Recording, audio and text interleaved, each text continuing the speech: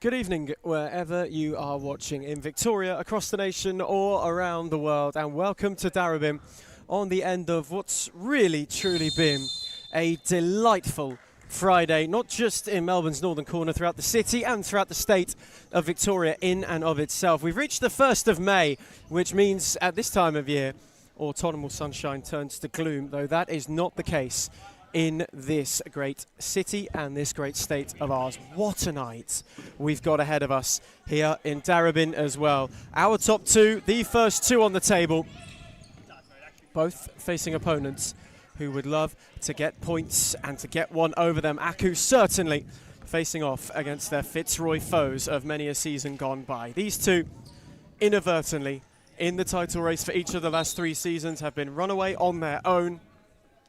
The Tigers are table toppers. Aku in 3rd, but can breathe a little bit easier, having beaten Northcote last time out. They strengthen their hold on it. And tonight, we'll be looking to see if not only they can build on that momentum, but also start to rein the Tigers in and throw a spanner in the title chasing works. My name's Ethan Rigg, and I'm joined on commentary by Mason Fitzgerald as Layla Abdulatif gets one through Rebecca Yee and in, and Fitzroy are ahead inside the first minute of stop clock futsal. What an introduction, Ethan. Abdulatif takes Fitzroy off their mark so early into the tie as Aku are already chasing. Aku switched off from the corner. Layla Abdulatif caught it sweetly enough, but Rebecca Yee, with perhaps a moment she would want back. But for the Tigers, a terrific start to the evening, though. Ours looking to immediately right that wrong for Scalzo. Set it back on for McClure. That's a lovely switch to find Abdulatif. She had players in retreat. Shimizu got a foot on it. He prevents the corner. But for Aku this evening, there's a real opportunity not only to make up some ground on the top two, though they are behind, they can get further away from third. But I think their biggest, I guess, plan here is to see if they can just slow the momentum that Fitzroy have been building throughout the course of this season. There's still plenty of time left in this game for them to get themselves level and see if they can flip the script. Though an early goal is just what Scott Rogan, who's the sole man on the Fitzroy touchline this evening, would have wanted. McClure set it back for Abdulatif. Giuliani picked a pocket, and now Aku had a momentary opportunity. The ball to Shimizu at the back post had too much on it. This is the first of three this evening. Of course, Victoria Lions have got Northcote next, and 1-0 in Heart rounds out what promises to be another incredibly entertaining evening. Those two in particular have got massive implications both towards the league's top end and its foot. Heart could finish the evening off the bottom of the league if results are to go their way. As Fitzroy are on the charge, lovely ball from McClure for Frascalzo, two in next to no time, and already the Tigers are baring their teeth. Goals, goals, goals for Fitzroy once again. Last game, they hit their century mark for the season, and they've already got two early on this evening. Could Aku strike light, or will it be one-way traffic for Fitzroy, like it seems to be almost every week this season? Wonderfully taken by Frascalzo. Such a tidy ball from McClure, a player who's in a purple patch this season, and Abdulatif is on the charge again. It fell fortuitously for Frascalzo, who couldn't slide it into McClure's path. But they are in the groove from minute one. Aku just did a bit of a rush of being blown away early. Couldn't be slid through for Au, who was retreated well by Abdulatif. McClure, Frascalzo. Fitzroy have got it over Melbourne Aku as well this season whenever these teams have met. Remember the first meeting of them this season. Jessica out at Aku in head in next to no time. But from that point in time, it was all Fitzroy. They fought back in a flurry. And that really set the tone for the course of these two teams' seasons. Yeah, you know, it's clear to see that Aku are still the defending defenders of the title from last season and the 2 seasons prior to that. But they're just in almost a rebuild phase. They're just trying to refine their identity in this 2026 Series Futsal season. And Fitzroy on the flip side, of course. They are not only the front runners, but also a side that you feel as though this is a squad that's been building towards something like this for a few seasons now. Yeah, you know, they've come second so many times. They've always just been behind the mark of Aku, but this season they find their momentum, they find their identity, and their identity seems to just be goals. No one has scored more either. An attacking campaign we haven't seen in a long, long time. No one has scored more. Considerable distance between them and between Victoria Lions, who are the league's next best, as McClure flashed it into the side netting. Those two, of course, are on a collision course for one another. You only, from this point on, have to wait a fortnight for them to meet once again for the third time this season. The ledger is squared at 1-1. Whoever goes on in that game, you feel as though the title is within their grasp. They'd only have one more time to meet one another. And if it was to fall for Fitzroy, it would extend, assuming maximum points are picked up, it would extend the lead to 5 with one meeting. So the onus falls back on Victoria Lions to try and flip that script for the time being. Lovely ball to find McClure, who went the chip. Rebecca was a little uncertain and then was there to make the save. Shimizu under pressure, wanted the 1-2 with Au, who was swarmed by Frascalzo. Set it back for Giuliani. They just weren't quite able to clear their lines. And not just the best attack in the league, they boast the best defence as well. There's two sides to every coin. And this Fitzroy side proving this season they very much are a double-edged sword. Sabre set it on for Araha. Frascalzo. Sabre, who wasn't able to spin Fogarty. Shimizu, Au, short of options. Fogarty. Aku just being patient. And Shimizu spun away from Frascalzo and fired wide. Aku's still showing that they are a threat. An effort by Shimizu dragged just wide, but it was an excellent turn by the number 20. That's the first real sign of bite that they've shown this evening. It's been one where they've just been a little bit fraught with adventure. They've been pinned back in the early exchanges. Araha unable to get further forward. It's a good challenge in the end, just to slow her up. It's Frascalzo. Couldn't get away from out. Those two entangled. And Diana Frascalzo had too much of Jessica out for Maria Patrikis' liking.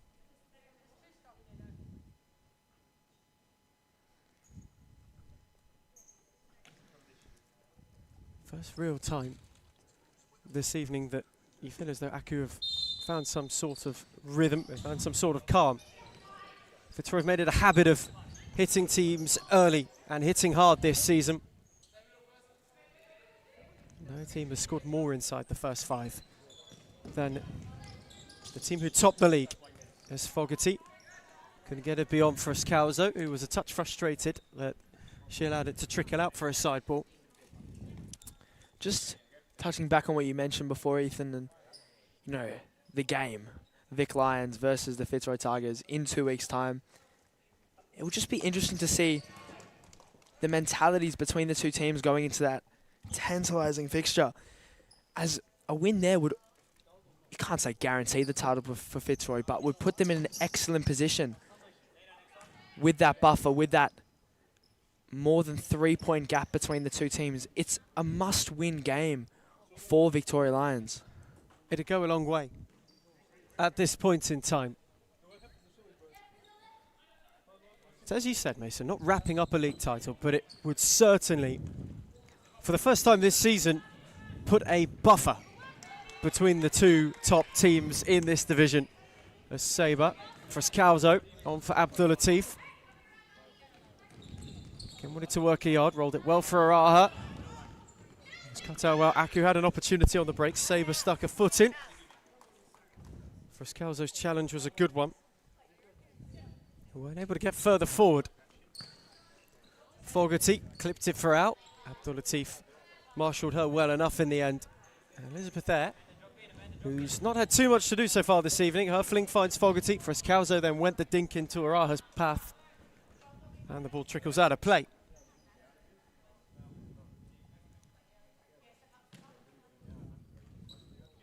What was quite a rapid start to this game has just become a little bit more tempered.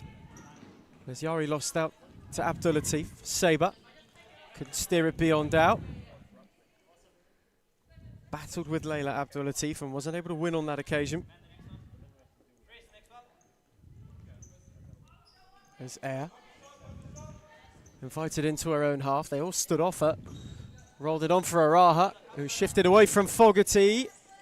Set it back for Abdul Latif. Victoria's still trying to work a yard at an angle. And Sabre wasn't able to get beyond Yari. Abdul Latif's take fizzed dangerously for Frascalzo and had it ricochet for Al. And Aku now have an opportunity to go on the break. Jessica out, couldn't get away from Araha. Abdul Latif's turn to try some trickery. Araha happy to recycle, happy to clear. Sabre couldn't pluck it.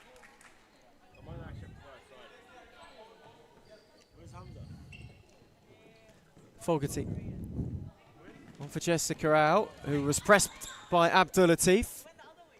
Lost out this time, but to no detriment. It's been a funny old season so far for Melbourne Aku. We've mentioned it's been a rebuild. Availability of players who have been integral to those title-winning sides as well has certainly hindered their prospects at going to be formidable, which looked possible at the start of the campaign. I think this season for QEMU and co is perhaps also a little bit of a learning curve. Yeah, I would have to agree there, Ethan, but talking about the integralness of some of these players, and just the main example of this would have to be the captain, Jess Au. You know, such a excellent player, former Australian international futsal player, and it's just been great to see her get back in the side as she's on the ball now. And here is Au, who's charging behind. Had a go, wasn't able to square it. Nothing came of it. And she showed just how sorely Aku had missed her last week on her return. Tonight, they are also without quite a few of that title-winning core. No Yamashita, no Sophie Williams. There's Abdul Latif. Was encouraged to shoot. And wasn't able to pick either the top corner or while Jaren took a little bit of an awkward loop towards it as Yari lost out. And now Abdul Latif is charging. Went with finesse and found a corner.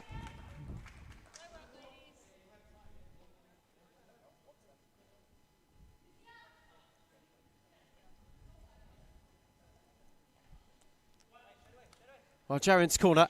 Abdul Latif had a yard again. Fogarty this time there to intervene.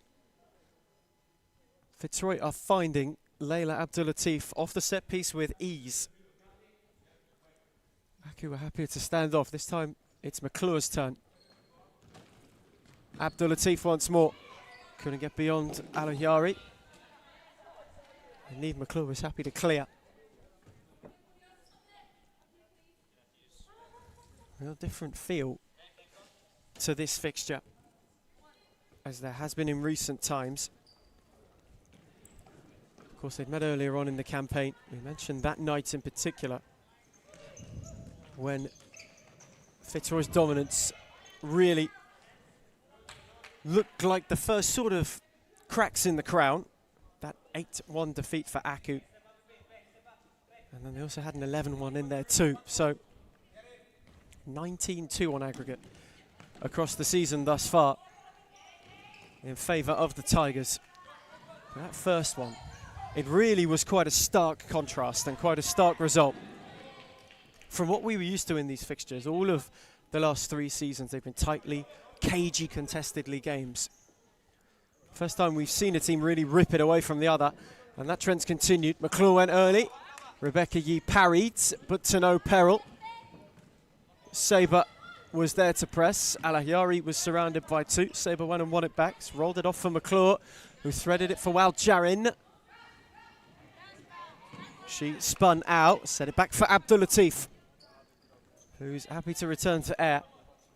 Controlled futsal from Fitzroy, and then a giveaway. Giuliani did well, and Alahyari wasn't able to be found.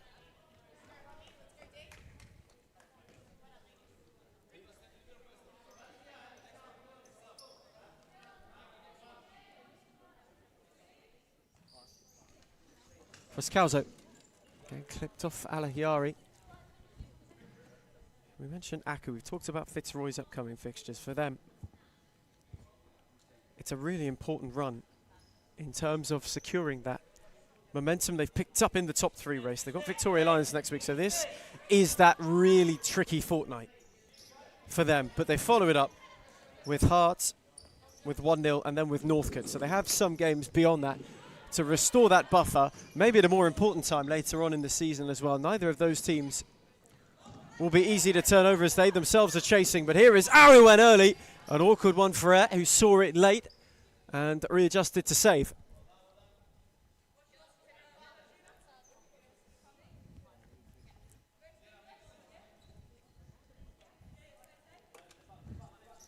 Ours take, Giuliani. Air couldn't be too short. Required a fingertip at the expense of a corner. Shimizu unable to steer it further forward. Frascalzo wasn't able to clear. Shimizu had another go. That's a good save from it. What a save there by Fitzroy's number 1. Required a palm, required a tip away for a corner. And Giuliani wastes it. Abdul Latif picked it off and then just took all the pressure off and then gave it away while looking for Wal Jarin. For Mika. Set it back for out. her and Giuliani wanted to combine with quick slickness, but ran out of room. Almost just seems that Jessica Au and her teammates are just on a little bit of a different wavelength, you know. The seasoned veteran compared to a newer, a little bit of a younger squad. Be interesting to see how, when they play more games together, how that link-up will develop. Couldn't get around Heasley on that occasion. And you can feel it's a big part of that transformation for Aku this season so far. Not having those players readily available. But then when you get them back, we've seen it other times as well. We saw it in good effect last week when Jessau had Sophie Williams to bounce off of, when Yamashita's been in the team as well. They've looked to centralise their play through that one figure. You see it come to a really good place when they have two. But that will be the interesting point, won't it? That transition, when it all does start to gel, what happens when those players come back? Look, Ethan, the easiest way I can say it is there's not a player you can clearly say is better to learn from in women's series futsal than Jess Au. She makes others around her better, and with those link-ups, with the chemistry as it develops, she can help transform this younger, less experienced side into a team full of seasoned veterans into the future. And to start with this evening, maybe a bit of a fiery test for them. They were the subject of much Fitzroy fury, and Friscalzo is looking to inflict more of that, though Giuliani did well on that particular occasion. Halfway stage of the first half just gone. Abdulatif went to dink it over the top. And Friscalzo just wanted Giuliani to give more distance than she did. Wasn't the required 5 yards. This time left for Abdulatif, who fired it in once more, and they will do it all over again.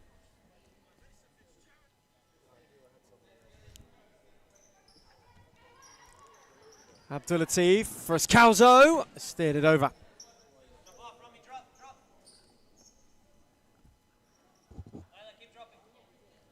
But they are just understanding they've weathered a bit of an Aku storm. Aside from the first 5, where they were on the wrong end of another fast Fitzroy start, community side have recovered well since then, but they need the damage to add validation to all of their venturing. Air unable to thread it beyond Giuliani. Shimizu steered it on for Au, who couldn't get away from Friscalzo, tried to steer it back on. And now Claudia Friscalzo is charging beyond them all. Around 2 out 3, that's a glorious goal! Jeez Louise. Friscalzo's fancy feet has Fitzroy's third. Brilliant. Just brilliant. That was unbelievable by the skipper.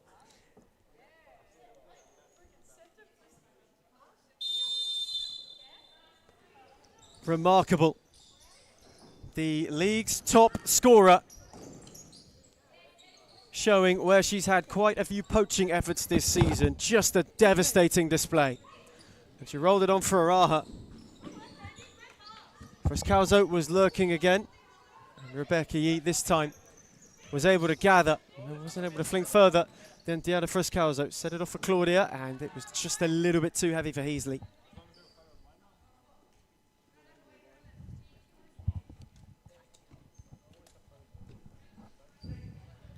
And for all Aku's trying, it is Fitzroy who have the tangible from their patch, and that has been the difference so far. A quick fire start, and then a piece of magic. Shimizu's got a yard, however. Air came and didn't get there, and then got a foot on it. Can have a corner. That's a very good save. Giuliani's corner. Fogarty fired over.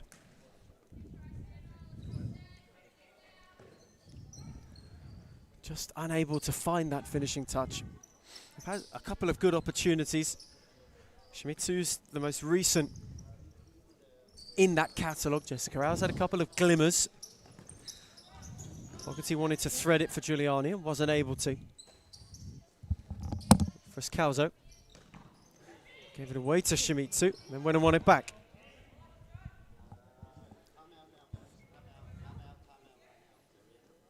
And Joe Akon and Kiwi Mew want time out. They fancy a word. So Aku were hit for 2 in 5 minutes. Claudia Friscalzo added a third quite spectacularly. Fitzroy currently on course for a bit of a buffer at the top. It's Fitzroy 3, Aku 0.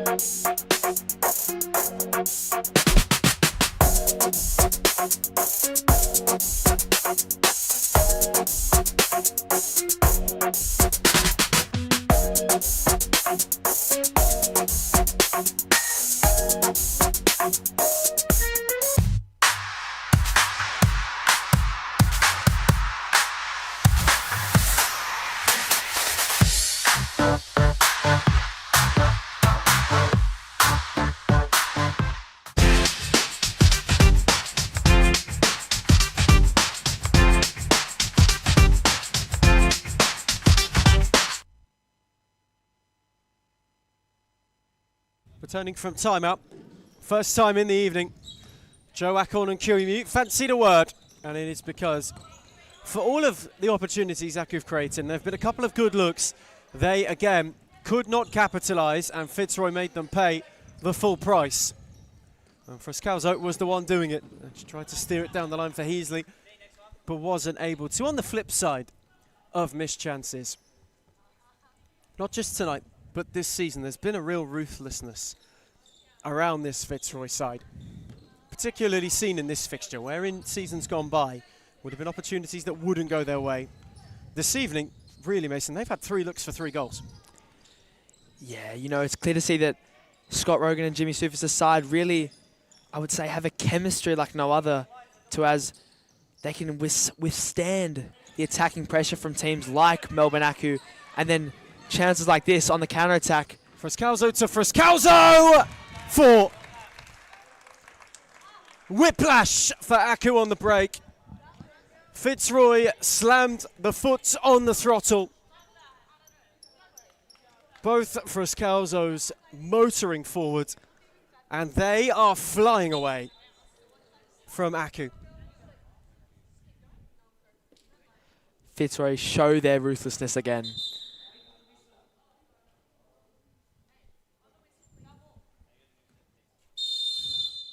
Kiwi Mew's side, maybe just with too much haste to get things going once more.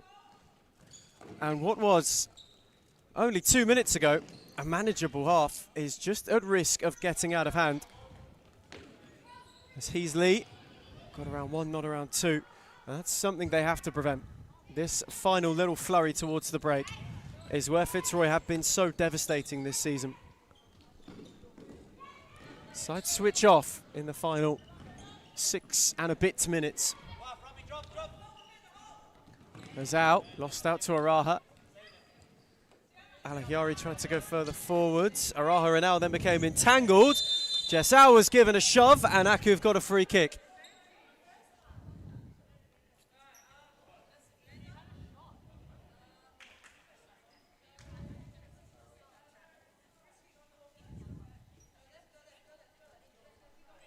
Maybe an opportunity to blemish the clean sheet. Ozal gave it a hit and caught it at a comfy height. And that has been a small microcosm of Melbourne Aku's first half thus far. That's a tidy flick from Friscalzo. McClure, Araha, patient and ever so precise as Friscalzo on that occasion. Couldn't quite steer it for McClure.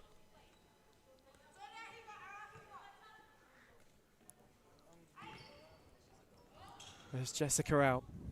Adaraha to go at. And Alakiari steering down the line for Scalzo, happy to usher it out of play. Easily makes way while Jarin reinstated. Minimal movement on the Melbourne Aku bench. So again for Scalzo, again went searching, and Victoria have a corner.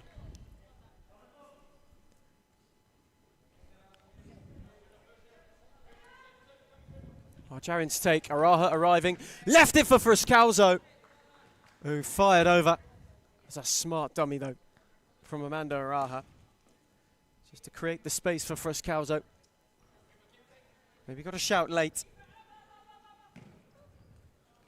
They were not far from adding a fifth. As Aliari got it from Al and ripped one back brilliantly. Super composed finish. And Aku, at the bare minimum, blemished the clean sheet. From something to everything there by Aliari. Great turn, excellent finish, and Aku have pulled one back here as the half slowly matures. Such a sharp swivel. Just to steer one back. A precise finish. Picked the corner with aplomb. And it is merited for Melbourne Aku in this half. They've created a plethora of chances, and Al is on a mission to create one more. That time while Jarin was there to intervene.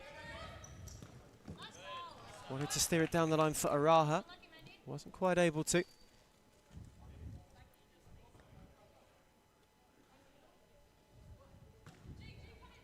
If there is to be a strong finish to this half for QEMU and Joak onside, the door might just remain ajar.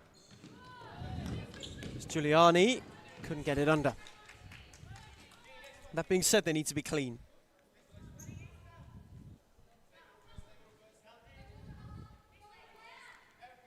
The top three finish, though it doesn't depend entirely on tonight, definitely depends on their ability to go toe-to-toe with the Tigers. And to try and perhaps ruffle some feathers in that regard. Clip some whiskers, if you will.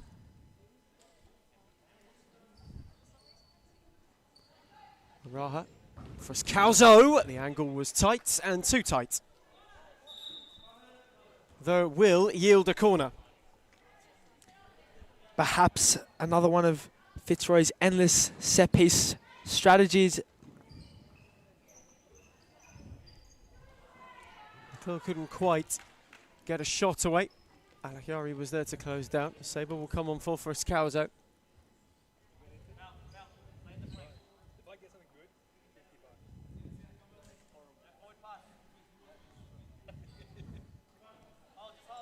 Jess out. Had Sabre to go at. That ball far too heavy.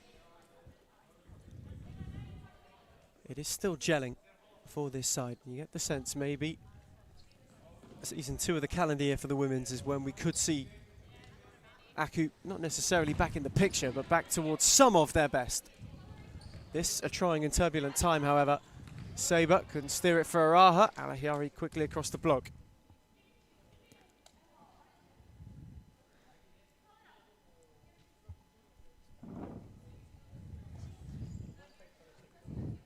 McClure set it for Araha, who was not far away from finding a fifth. That was not far away at all, Ethan. An excellent strike there by Amanda Araha. Inches from the spectacular. And inches from rounding out what for Fitzroy so far would have been a 5-star first half. Al went searching. Shimizu set it back for her. Aku have a corner. Jessau caught that sweet. And it's a good block from McClure in the end. Just how illustrating the play for Melbourne Aku at every end of any attack for them this game so far. Formika again on for Al, who tiptoed beyond Abdul Latif. Not well Jarin, who then went and kept it alive and prevented possibly a corner. Cleared only as far as out. Shimizu was searching. Air couldn't get there. Formika had a vacant goal. And it was Air and Wild Jarin who again turned denier. Corner cut out by McClure. How happy to watch it out of play.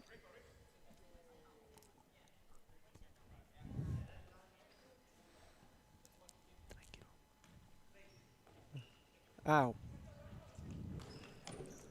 Again, wanted to steer it for Shimizu. Smashing ball. Oh, wow. They didn't get there. They've got two all of a sudden, and the deficit is halved from where it was. Lovely return from out. Shimizu gambled more than anything. Elizabeth there was errant, and Aku have just chipped two back before the break. Fitzroy's fast start, half cut into as Aku's late first half bloom. See them get 2 goals back in fairly quick succession.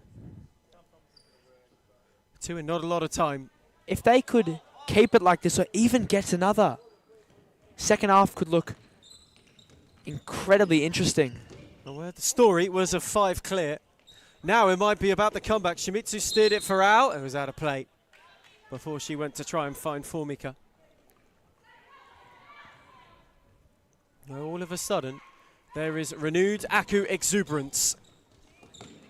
Fogarty battle with Sabre, who won it. McClure. While Jarin set for Abdulatif, who didn't catch it cleanly. And now Al could counter. Formika was up with it, though it was far too pacey. And Kiryu now glancing at the clock with a little bit more intrigue than perhaps he was 5 minutes ago. Scott Rogan visibly a touch frustrated with the manner of the concession of that second goal. Fitzroy worked hard for their 4-goal buffer. It has since been halved post-haste. Riscalzo, Fogarty got a foot in. And Sabre couldn't prevent it from trickling out of play. So the complexion changes completely. With time still left in the half. 3 to the break in Darabin. One more to make it 4-3. Could pose quite the predicament for the league leaders. And for the reigning champions, there is nothing they would like more that if they are to relinquish the crown, to do so with one last opportunity to rattle the enemy at the gates. If this is to be the remains of the day, they could get one last bit of sunshine. Aku with a free kick.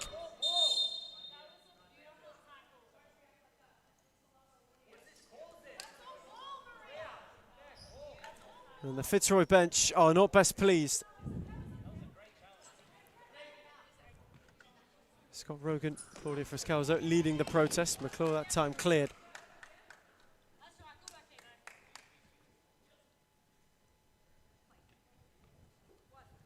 But there's just a bit of bite back about this game. 5 minutes ago, Ethan, it was almost seemed as if it would be focusing on damage control for Melbourne Aku, and now they're trying to claw back one more, even an equaliser.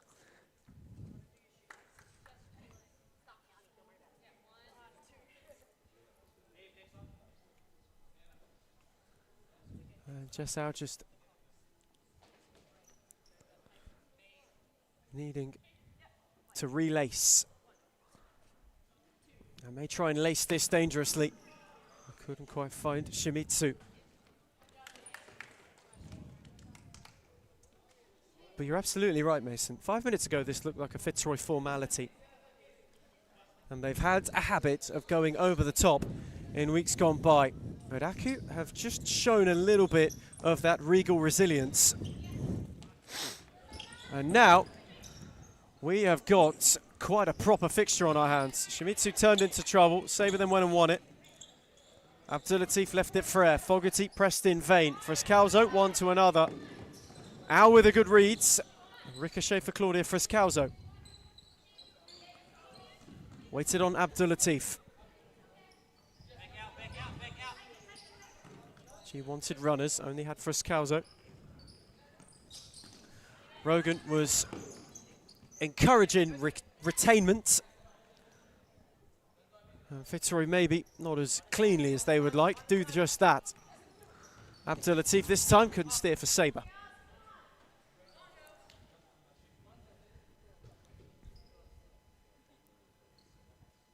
But the ever-green, ever-present reigning champions have just got a bit more back about themselves.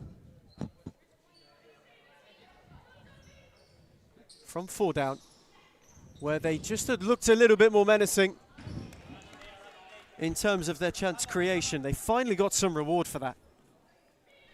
Though it looked for a moment as though it would not bear fruit. As again, outspeared it long smashingly. Shimizu took it tidily. Frescalzo wanted to ward off Fogarty. That's a tidy flick. Jessal fancied to go from range. Frescalzo across the clear.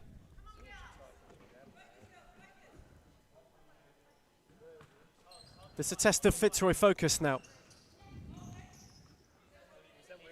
And if it falters, Melbourne Aku could be on the march. Is there one last first half look? Al went diagonally. Fogarty couldn't keep it alive. 66 seconds to half time in Darabin.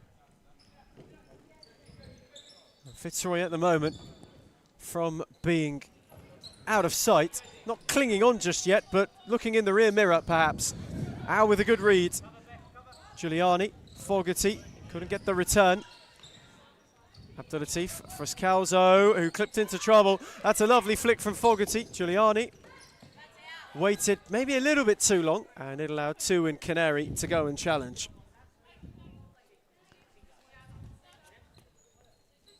First half's final knockings. Does somebody want to go and put and pen the final sentence? Will it be Frescalzo, who couldn't steer it for Sabre? The chapter's still unwritten.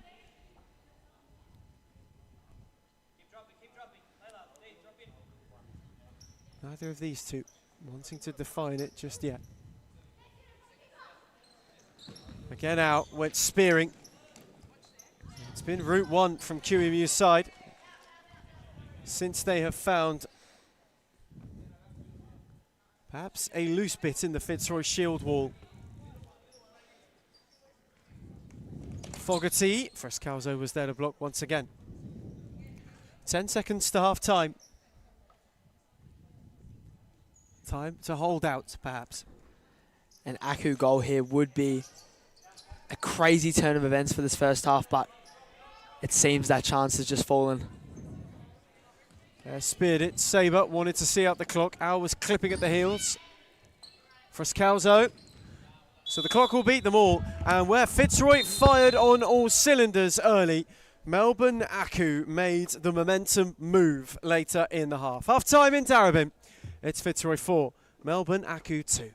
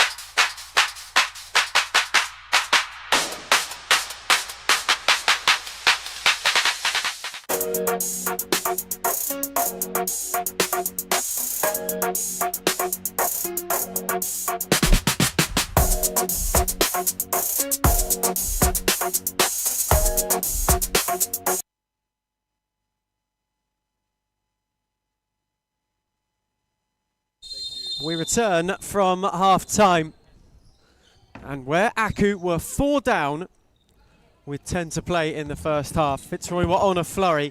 They then clawed some of that ground back and are making quite the game of this in Darebin so far this evening. It looked as though they were at risk of getting blown away by the league leaders, but the reigning champions have shown some mettle in the time since then and have been able to claw this game back to half of where it was in its first setting.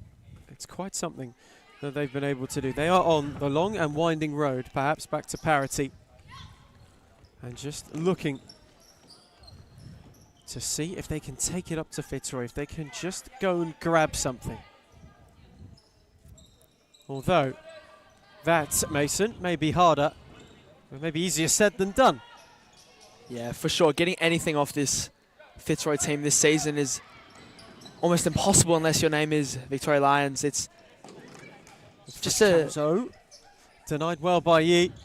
Set it back for Sabre, and Rebecca does terrifically. That's a very tidy double save. It's just a testament to Melbourne Aku's champion mindset and showing why they have been so successful in the past few seasons, with how, even though the game looked dead and buried early on, they have not stopped fighting. Led by who else but Jessica Au.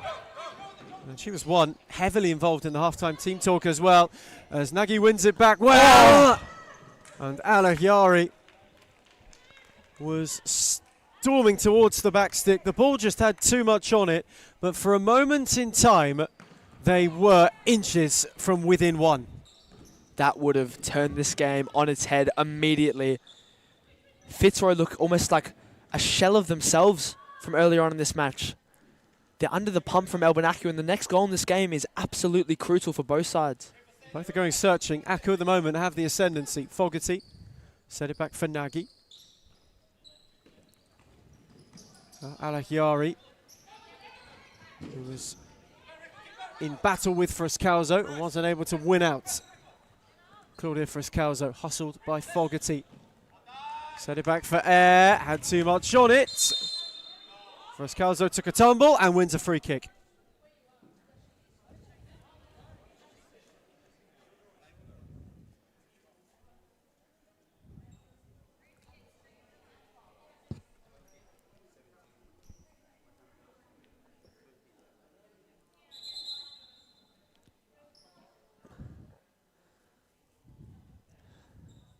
And Claudia Frascalzo, for the meantime, is just receiving a bit of a talking to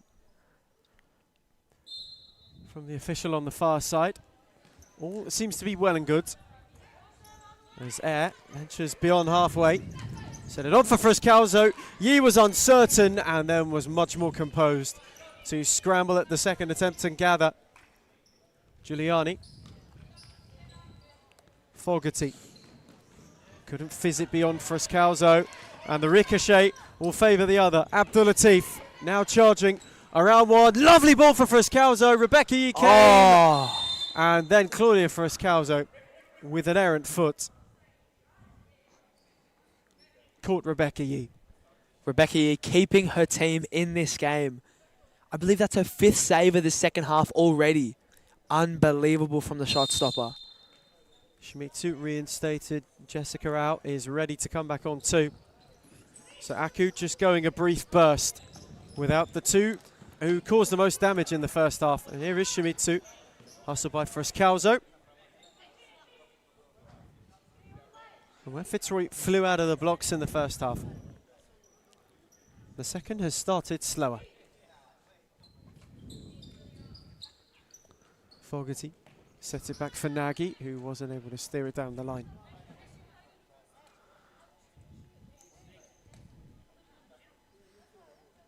Kiwimu holding in-depth conversation and discourse with Jessica out, who replaces Fogarty. Another tidy stint for Sienna Fogarty, who is another one really from that title-winning team that Aku have missed in abundance throughout this season. It's a good win from Frascalzo, who's got one up with her, of whom was Abdulatif, and was unable to steer it beyond Yi. Out, on for Nagy. Again on for Jessica out, who did want to keep it alive. Threaded it down the line for Giuliani. Patient from Aku. A retention which seems to have evaded them for a lot of the first half of the season. Nagy went 50-50 with Frascalzo and couldn't find a way through.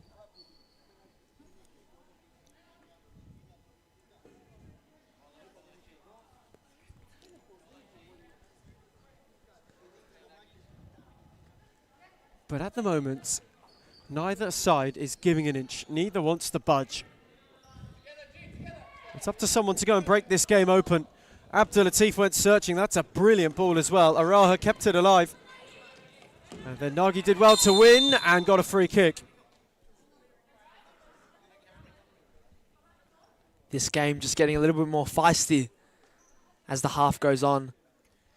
Feels like the fixture of old, doesn't it? It sure does. You wouldn't think that only one of these sides is fighting for the title this season. Both of these teams. There is certainly no love lost from all those title tussles down the air. For many a season now, the last 3 minimum.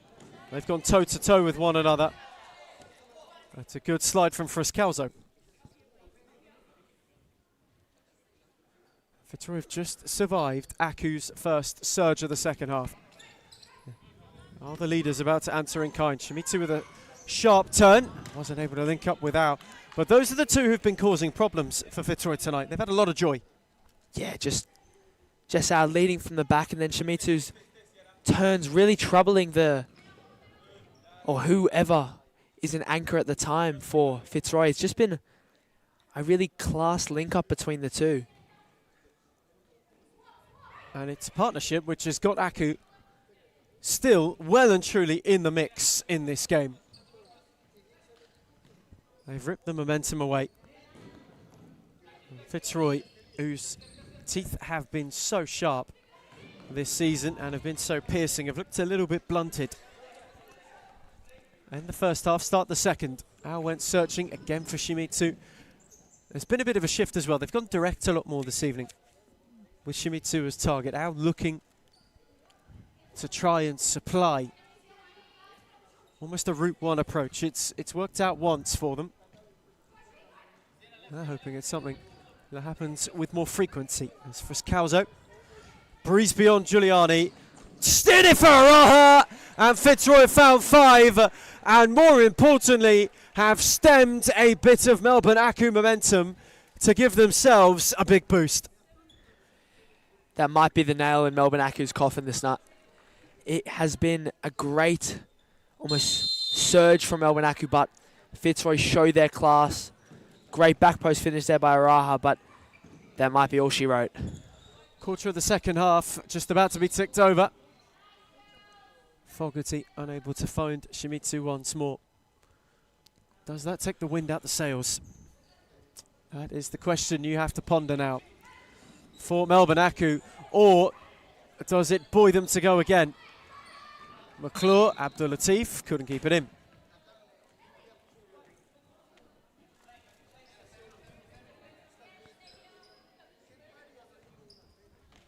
For Mika. Set it back for Jess out. This time Fogarty is the one making a very direct diagonal run, and Abdul Latif ensures that she's able to interfere. That's first goal of this second half. Oh, so crucial. As you alluded to, Mason. And it fell the way of Fitzroy. And you can almost feel it on that Aku bench. What was a very momentous and almost boisterous set at half-time and to start the second half, they've now gone back to quite a pensive bunch. Yeah, that's just the reality of the sport we play. It's just one moment of magic from any given player or any given team can really deflate the opposition so quickly. And Melbourne Aku, looking back on tonight, can still hold their head up high, assuming nothing crazy happens. And no, they really did test the title leaders. Well, there's a tick under a quarter of an hour to go on the stop clock. And Fitzroy found that all-important fifth. They have found a way to break the game open once more. Frescalzo couldn't steer it for McClure on that occasion. And to follow up, Northcote and Victoria Lions, an all-important fixture. Northcote themselves have just got a little bit of peril towards the league's wrong end. Only 3 points clear of Hart. A win, however, for them, not only completely derails Victoria Lions' title hopes, puts them 5 behind, but then it gets them within 3 points of Melbourne Aku and back above 1-0. Top 4 spot is something which they've held for a lot of this season. It's now eluding them as Araha drilled it low. But for a Northcote side who are on the wrong patch of a rotten run of form, Mason, there's an opportunity to turn it round, but also another very tough fixture.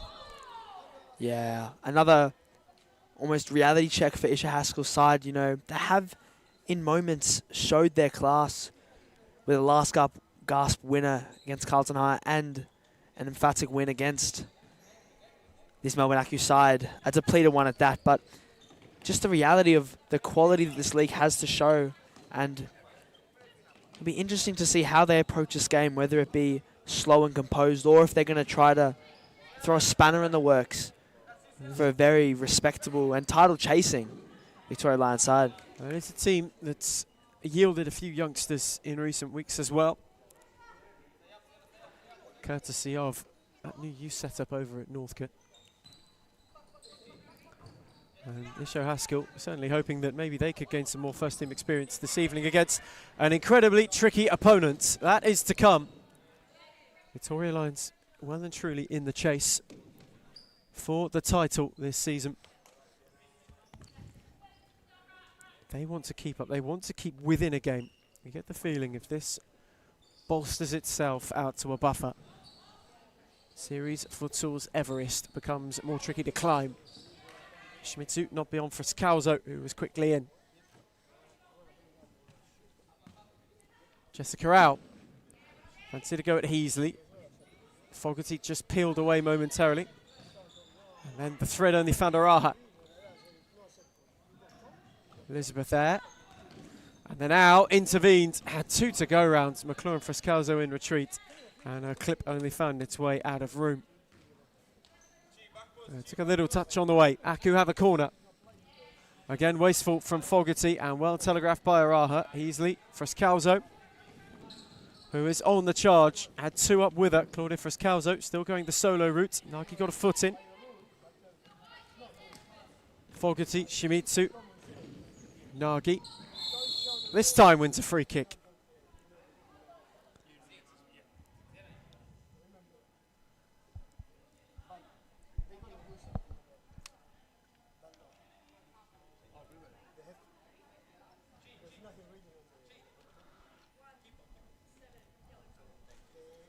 So maybe a chance to cut the deficit. To get it back within 2. Jessica Howe's free kick. They started this second half strongly. They since have conceded. Howe's free kick drilled into the wall. Who were unmoved and unfazed.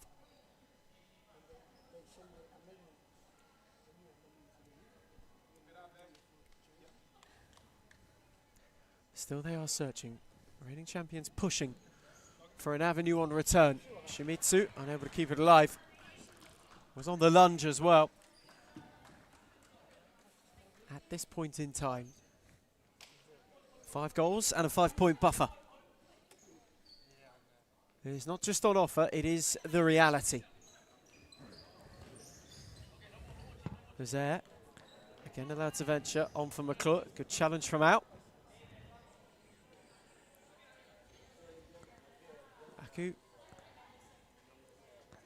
Still wanting to force an issue. Fitzroy, who struggled for rhythm early.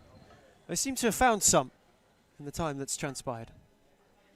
Yes, Ethan. The Tigers have really shown their claws and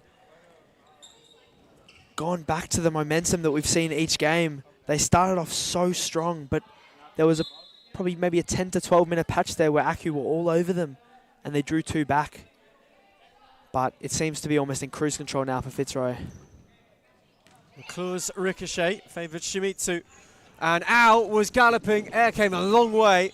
And Shimizu's following. Was not too far from just ensuring Fitzroy had to keep focus. Clean strike on the ball there from Shimizu, just ever so high and wide. The threat is still there from those in Evergreen. It's ever present. There's Fogarty. Got away from Maraha, set it back for out.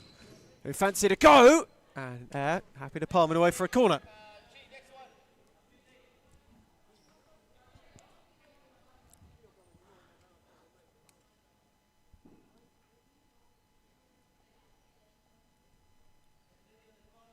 Fogarty's take. Can Fitzroy find out? Was searching and unable to steer it centrally. Recycled it through Nagi. Shimizu. Abdul Latif's turn to get a foot in.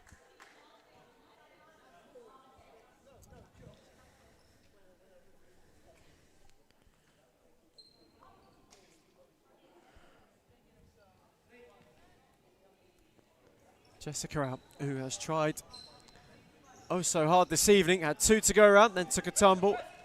Easily in retreat, out kept it alive. And then was adjudged by Maria Patricus on the far side to have run out of room.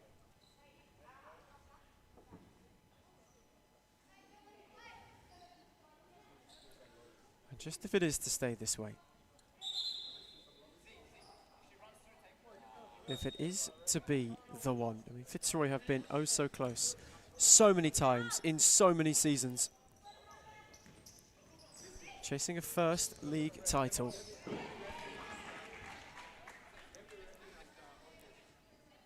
For quite some time.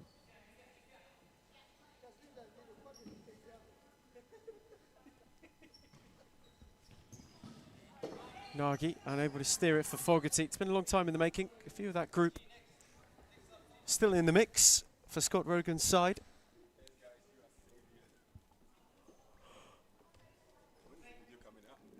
Abdul Latif.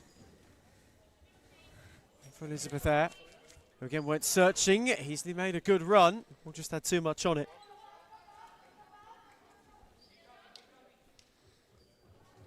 Is out on the switch for Fogarty. Shimizu makes way. Jessau once more. They wanted to thread it and split both Fogarty and Nagy.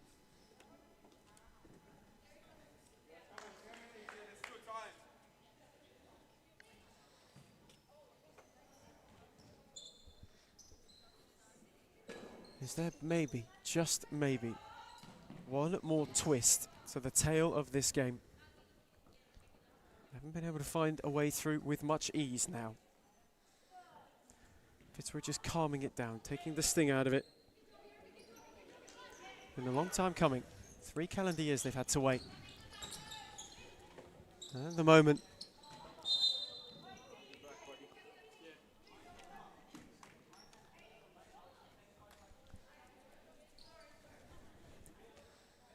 moment, they are on course, on a collision course, to be crowned queens of the land and to reascend to the throne.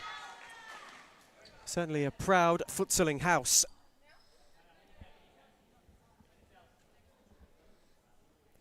And Aku currently,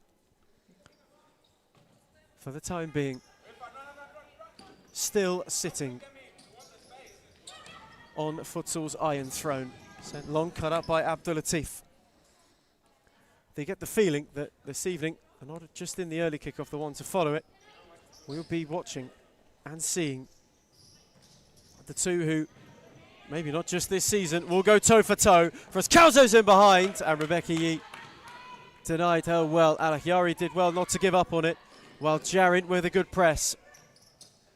Frascalzo, Niamh McClure, who lashed her effort wide. Ethan, how good has Rebecca Yee been in the second half?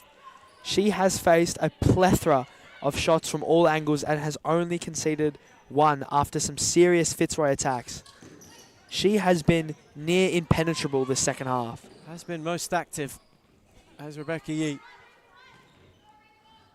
And has stood up to all but an Araha clip when she was unmarked as a central runner. To Latif. Speared that on from McClure, just ticked over the second halfway stage.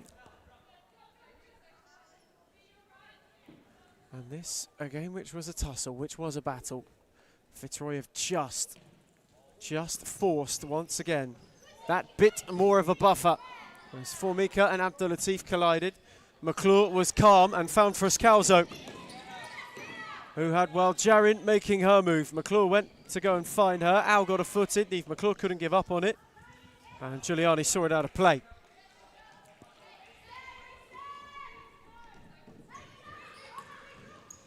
Formika cut up by Frascalzo, while Jarin also got a flick on it.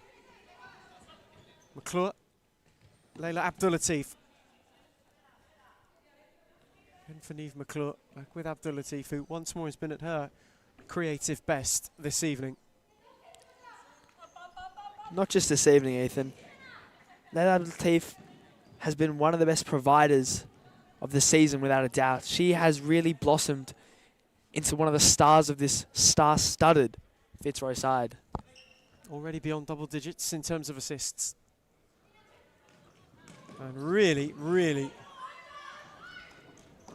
a key creator. We'll talk about the ruthlessness of this team. She is perhaps the creative cog that makes them tick. Victoria Lions looking to roar in reply. They are next. Northcote. The Warriors who have seen the shield will be breached in recent weeks will be wanting a way to respond, wanting a performance worthy of some sort of response.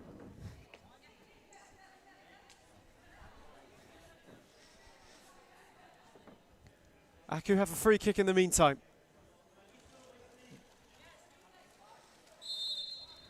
Alachiari set it for out, who crashed it into Frascalzo.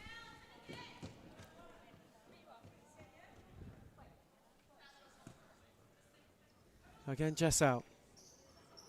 Tried to thread it, and McClure picked Aliari's pocket.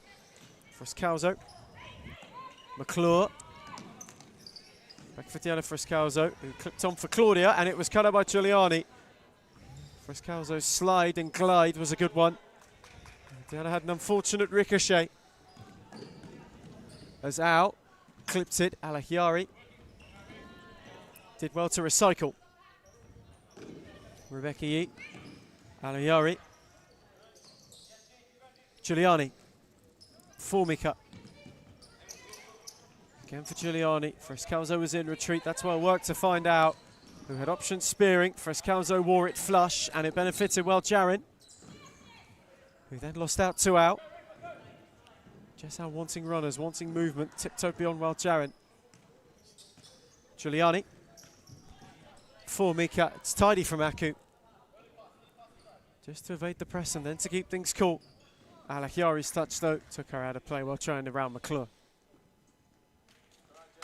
Good sequence of possession there by Aku. They are trying to push forward and really reignite the fire that was shown earlier on in this game, but Fitzroy have just been withholding it with their man-to-man marking. It's been a good game from both sides and just an exciting watch overall.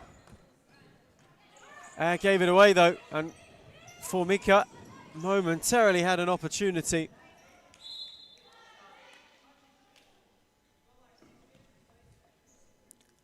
Although wasn't punished for it.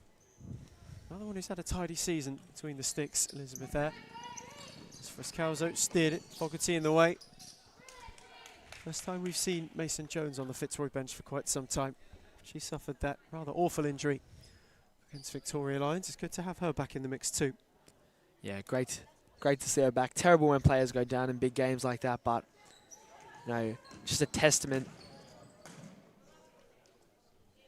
to her hard-working mentality to get back this soon.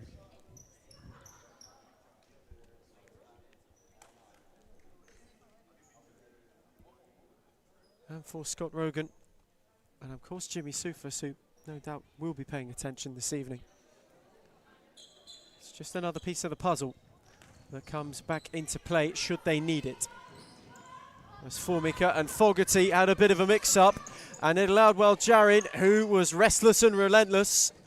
Formica couldn't find a way out, and then only just in the nick of time found touch via a Fitzroy flick. Alahiari lost out to Frescalzo, while Jarin battled with Formica, and while Jarin did well to win. Set it back for Diana Frescalzo, who lunged. Elizabeth there will make sure nothing comes of it. Frescalzo. Alahiari came screaming through to challenge. Frescalzo got there first, but couldn't find anything fruitful. Formica. That's a giveaway. And now while Jarin can drive, Saber's up with her. Balkiswell Jarin. Saber spun Formica and won a corner.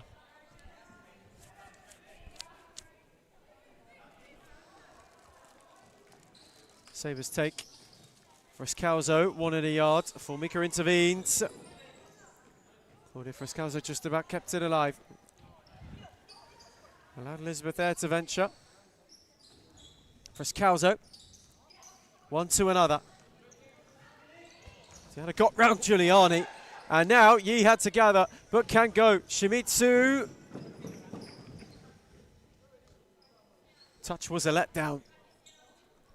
And now the other way, direct for Saber, who stayed out the back and scored. Route 1 for Fitzroy, who are heading for breathing room on P1. Great throw there by Elizabeth there, and an elegant, composed finish by Saber. Fitzroy's 6th of the evening, and if there was any doubts, they are now gone. So it will be 5 clear for the reigning champions. 5.5 to go. Can they salvage something against the Fitzroy side, who are ruthless and relentless? It hasn't been their night, as Frescalzo fancied a repeat of what she tried in the first half. Rebecca quickly charged out, went to fling on for Shimizu. Frescalzo did well. Saber, Claudia Frescalzo. Patient from Fitzroy. They now know time is their friend. Elizabeth there, on for Claudia Frescalzo. Saber dropped off. Frescalzo went the long way, and Rebecca did well once again. Been busy this evening. Has acquitted herself well. Fogarty. Flick for Shimizu. Frascalzo got up. Heasley had it full her way. Fogarty was there to press.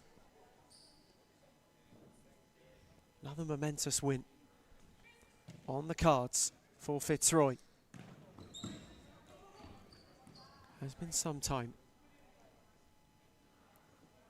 since they last tasted defeat in the league. They went on a brilliant unbeaten run from the back end of last year to the early stages of this. Haven't lost since February.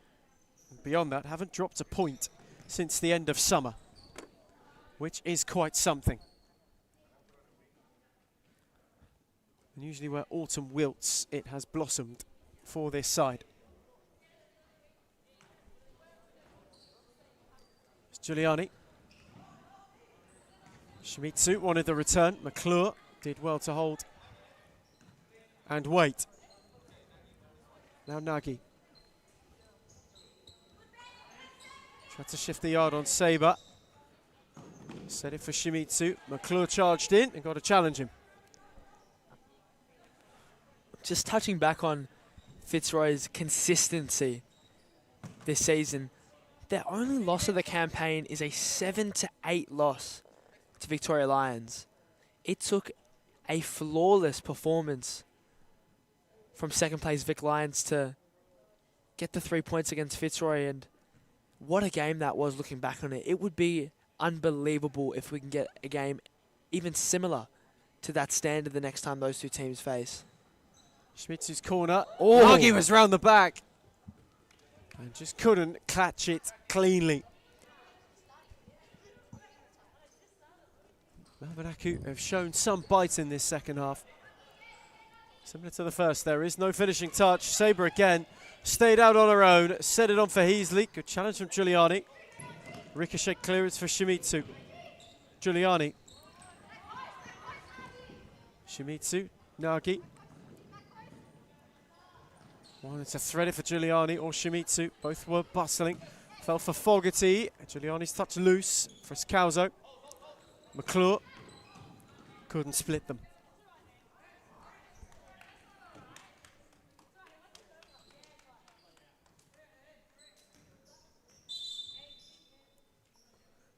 And Shimizu just in some discomfort now.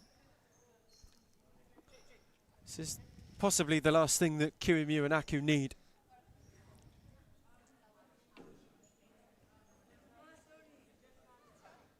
So Shimizu to make way. And Formika will come back on. Question over the well-being. Of course, the top priority. There's Nagy. Unable to thread beyond Frascalzo, who had 2, then 3 to go round, and couldn't get beyond Formika.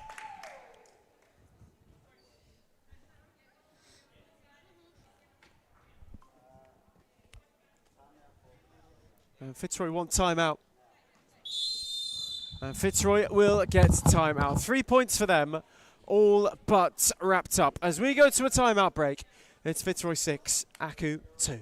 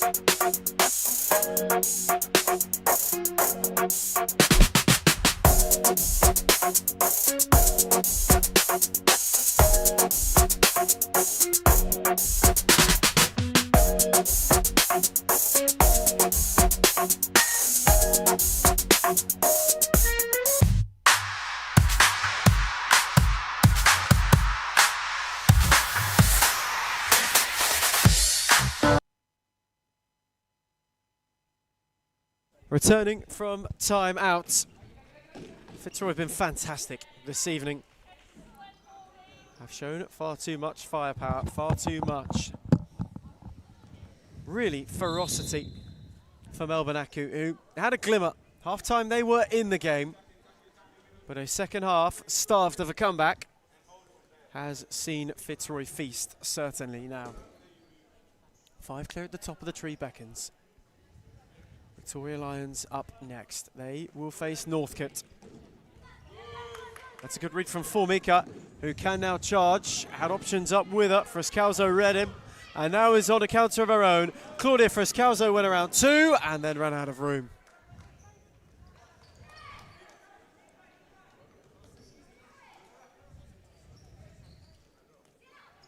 Aku this evening, there were shades of 3-time champions. There were shades of a side, a grand side, which walked to Grand Hall.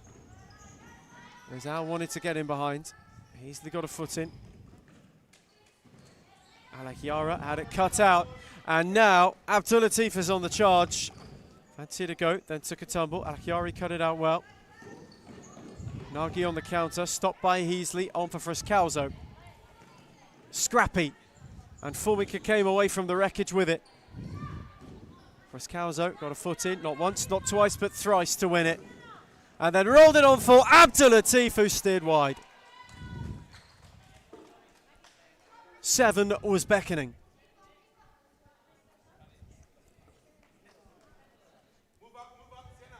Final 2 in Darebin for the evening's opener. First chapter of the novel of the night about to be penned. This time it's Friscalzo who was the Route 1 recipient. Al prevented the corner. Formika. Abdulatif in strongly. Heasley. Friscalzo tried to clip it. Was cut out well by Giuliani. Jessica out. Alakiari ran the channel too late. Fitzroy searching for their 7th of the night. Aku just trying to hold on. They have been good tonight, Melbourne Aku. It is not unfair to say that the score could be a little closer than it is. But Fitzroy's ruthless start and dominant finish are the reasons why they will come off with the 3 points and is the reason why they are top of the table. Friscalzo, Araha. Back for Claudia Friscalzo, who tried to fizz it across. Al then evaded McClure. And Abdulatif. Giuliani took over.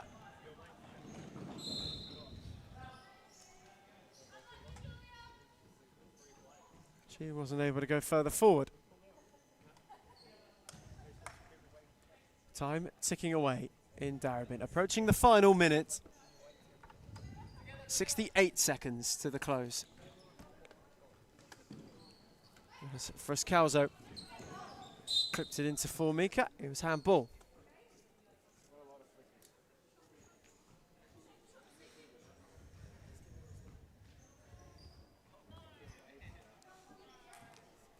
Aaron Friscalzo just conversing. Fitzroy's ferocity has been shown for all once again. They are playing just on another level at this point in time, at this moment in time. It has been just that. Layla Abdulatif back for air. As they will try their best to tick the time away. Yee speared it long. Al got out the back. Worked a yard for herself and forced Air to intervene not once but twice.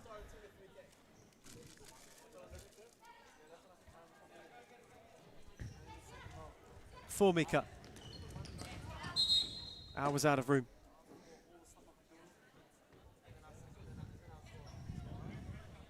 And so it will be the top of the table for another week running.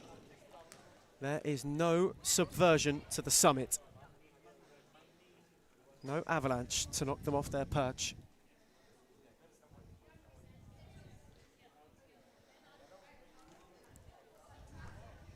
And Canary, come season's end, could turn to gold.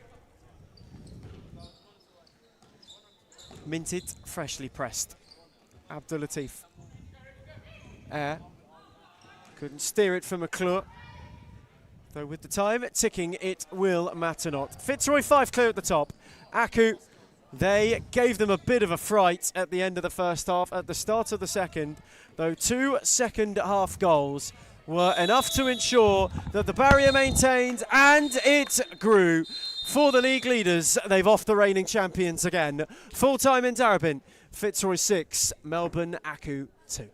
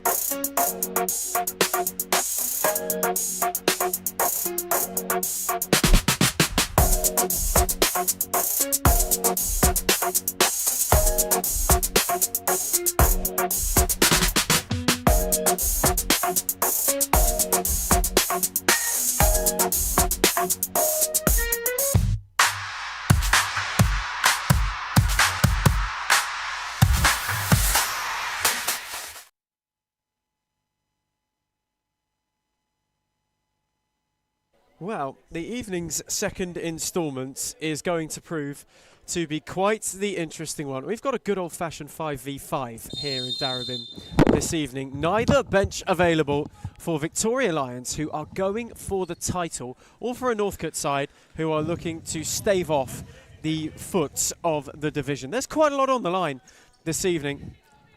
And for both of these teams, neither want to risk any harm of injury. For Gnomes Langham, who is restored to the Victoria Lions touchline, she has quite the capable five at her disposal. Easthope, Camilleri, Allerton, Kersey and Pipino all will be the ones to go the journey really this evening. Fisher Haskell, Miller Best has deputised as keeper once again. She did so in the second half of a game earlier on this season. Her, as well as Alice Cow, Mariella Bagang, Berry and Whiting are Northcote's quintets, and that is all that is available this evening. This is going to be quite the remarkable game of futsal, Mason, and in a way, there's not too much saying how this could go. I couldn't agree more, Ethan. This game, it's fair to say for both coaches, will be about preserving energy, both sides, and each individual from either side will have to play 40 minutes of stop clock futsal. Neither side have a bench, not a single sub, and it'll just be interesting to see how this game ends. It could throw a spanner in the works for Vic Lions and already title hopes. Already the two managers in jest about the possibility of kitting up this evening, which is quite something. There was also the jest from Isho Haskell about it being golden goal, which will also be quite something, as Whiting had her effort blocked by Camilleri. Kersey. There's going to be a very patient feel to this game tonight. A really patient feel. Victoria Lions know they have to win. Now 5 adrift. For Northcote, though, this is a little bit of uncharted territory for them. They've got an opportunity to really, really have a go at one of the title contenders this season. It's been a campaign full of a couple of learning curves for Isho Haskell's side, and tonight is that, but possibly in a positive way. Allerton is charging, however, and Whiting was there to intervene. It fell for Berry, Bagang. Whiting once more, and that one clipped into channel, clipped into touch. And so, there is not too much you can be sure of in terms of what to make for tonight. But it does enter any sort of realm of possibility for what could happen. Both managers just a touch pensive, really. Maybe less so about the tempo and the way that the game is heading, but more so for the well-being of their players. Gnomes Langham had made it clear that there could be a couple carrying a knock as Kersey is charging. In fact, Erin Pepino went to sort it out. Berry then got a boot in. Couldn't go on the break by herself. Camilleri tiptoed her way beyond. Fancy to go, which Cow intervened on Kersey. Tidy return for Camilleri, who forced the save out of best. Kersey's follow-up. Allerton, my word, they can't turn it in. Pepino's turn, maybe. Her go from range is fired over. 4 goes in about 10 seconds, and none of them found the net. What a double save from makeshift keeper Miller Best. Remarkable from her. She'll have more action to do. Camilleri's effort took a clip. Will be a Victoria Lions corner.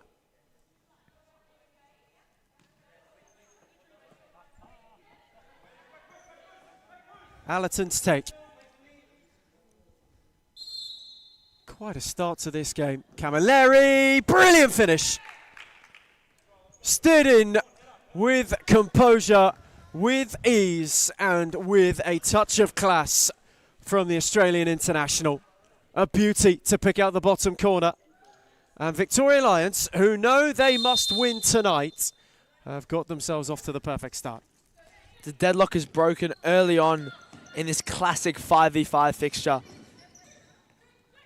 It would be such a interesting tie if Northcote were to have fielded a bench, but the 5v5 dynamic of this will really be who can preserve their legs the longest and who can dig in when the other side feel the pressure. We know that Gnomes Langham loves to leave her players out for a long stint. This will be the longest, perhaps for some, that they have ever played. It'll be interesting to see the timing of each side's timeout this game, as less of a tactical brilliance and more of a much needed rest for the athletes. Pepino set it back for Allerton, clipped it on for Camilleri, couldn't quite. The call from Isho Haskell is for patience. He started pensive, though has just cracked a wry smile in recent minutes. This will not be like either of their encounters from earlier in the campaign. This is something we have not seen this season so far. It is a first. It is a true first. And here is true to Camilleri. On for Allerton, 2. One after the other. And quickly after they fired in a first, Victoria Lions, through a brisk Allerton finish, double their advantage. Northcote have been a team of firsts this season, fielding a squad of 5 players tonight with Miller Best's second inclusion between the sticks, and as we almost infamously know, they did field a side of almost entirely teenagers, showing their youth prospects and giving them the chance on the big stage. Pepino, wonderful. A quick 1-2 punch. Gisela Pepino getting in on the act. And for someone who is in pursuit of the golden boot, adorned in gold, shows a golden touch.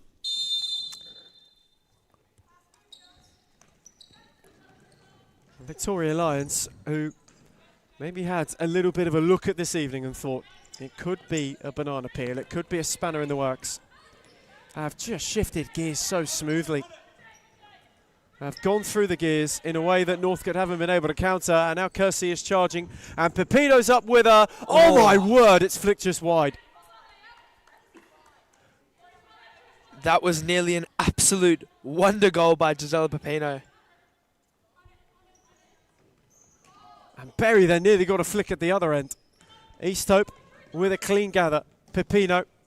Camilleri was charging, Kersey was too. That was the cavalry. She chose Allerton instead.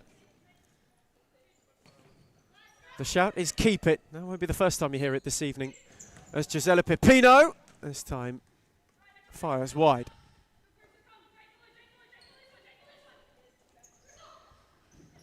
Allerton with the cutout. Easthope had gone in precaution. Camilleri. Pepino. That's an easier one for Best, who is able to go and gather. Quarter of the first half played. 3 and 5 minutes for Victoria Lions, who have flown out of the traps. They know that the title is on the line in every time they take to court. Though they cannot temporarily go top this evening, they can keep it at 2.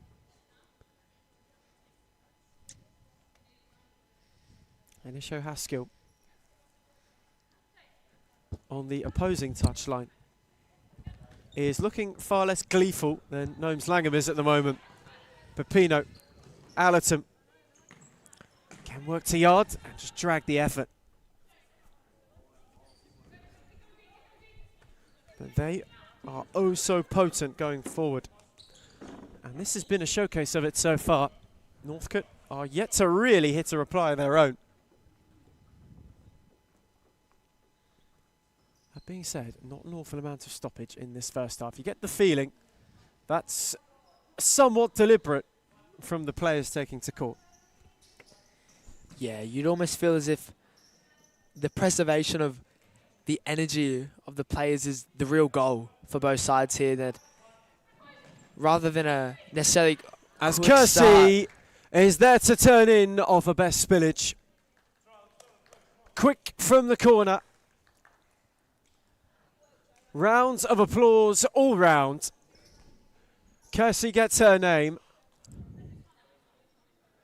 And if I'm right, that means all have been on the score sheet bar the keeper. Camilleri got the first, Allerton the second, Pepino the third, and then Kersey the fourth. So Victoria Lions are sharing the love. That is a testament to the all-round quality that this Victorian Lions side has to offer. That's quite something. Not something we've seen for a bit of time. Although this game on this evening is one where we enter uncharted territory this season. Uncharted territory in Darebin, perhaps. Allerton, Pepino. Set it back for Camilleri, who was patient. As Allerton, Pepino, they are happy to reduce, reuse and recycle whenever they can. Clarissa Allerton threaded for Camilleri, who spun Berry and hit the post. Via a touch from Best, who's made another tidy save. And after a couple of glances, there is a timeout slip in hand on the Northcote bench. We do know Isho Haskell likes to really tempt the referees with his timeout slip and perhaps holds to use it, but he has pulled out the coaching board and is aiming for some tactical changes. It'll be interesting to see how Northcote recommence the game post-timeout, if it is to be called soon. Pepino, Camilleri. Moved it on for Kersey. She had Berry to go at. Allerton wanted the 1-2. Whiting shut the door. Camilleri once more. Pepino had made her move. Camilleri just couldn't quite thread it through for her. There is, of course, the added bonus for Victoria Lions tonight. Gnomes Langham back on the touchline. Was absent last week. Though is restored to the helm tonight. There's Bagang. On for Cow. Can Northcote maybe cause an issue? Given away to Kersey, who poked it on for Camilleri, and Pepino is getting up ahead. Camilleri went alone. Best denied. Kersey's follow-in is clipped wide. There was a look at 5. And one which Victoria Lions just weren't able to add the finishing touch to. Allerton. On for Pepino. Can steer it beyond Bagang. Pepino will get another look. Allerton. Couldn't thread for Camilleri. Berry. Whiting. That's well worked by those two. And Northcote all of a sudden have got an opening. Amy Whiting couldn't quite sort her feet out. Set it back for Cow. Mariella Bagang. Whiting had to be quick. Kersey was quicker. Pepino. Camilleri arriving at the back post. Pepino went for her. Camilleri worked to yards. Still they cannot find room to have a strike. Allerton. Happy to reset. There's a real swagger and nonchalance as Camilleri crashes it in. She is at the double, and Victoria Lions have got 5, and Northcote want timeouts. Isho Haskell over. The Warriors will call it in for a bit of a chat as we get a timeout. It's Victoria Lions 5, Northcote 0.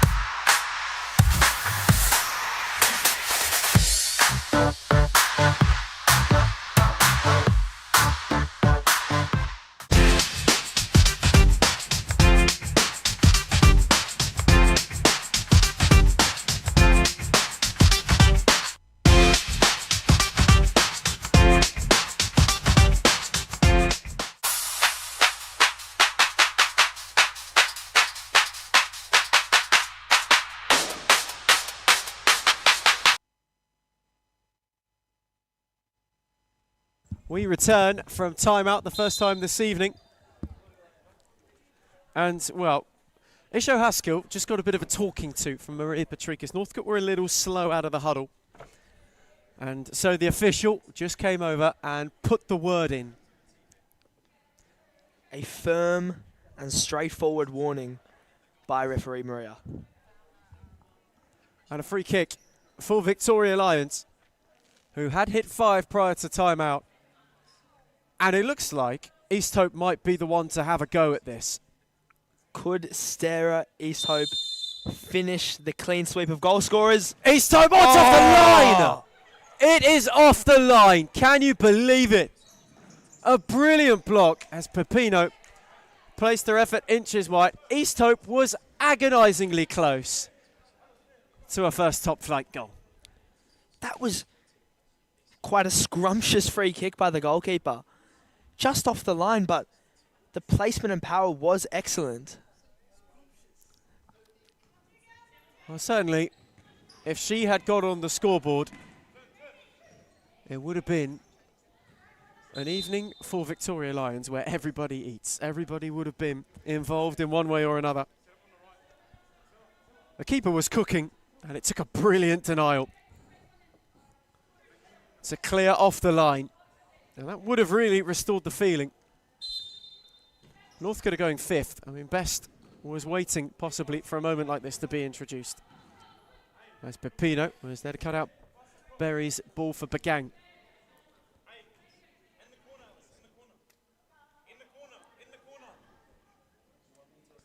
All that being said, we are close to the elapsation of 9 minutes of stop clock futsal.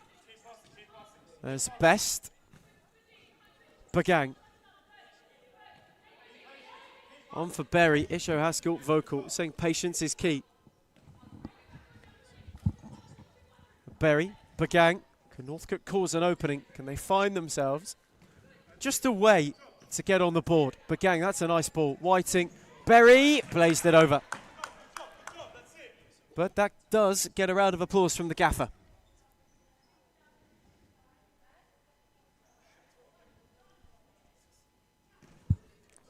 Allerton on for Camilleri. She is hat-trick hunting. Trudy Camilleri with trickery and with tech. Though couldn't get around Cal.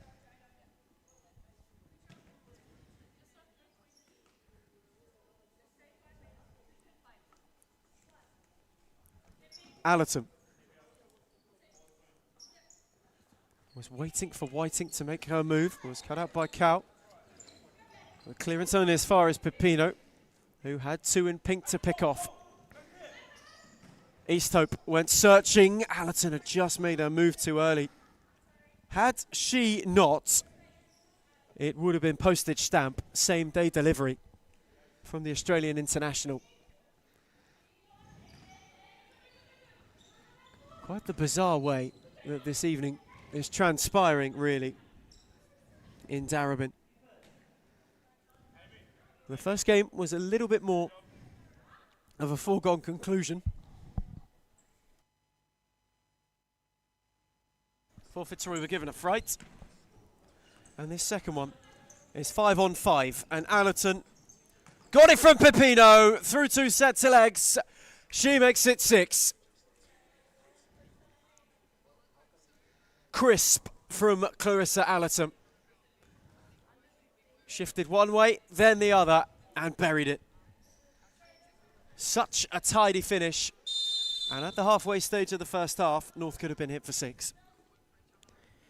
That was a class finish.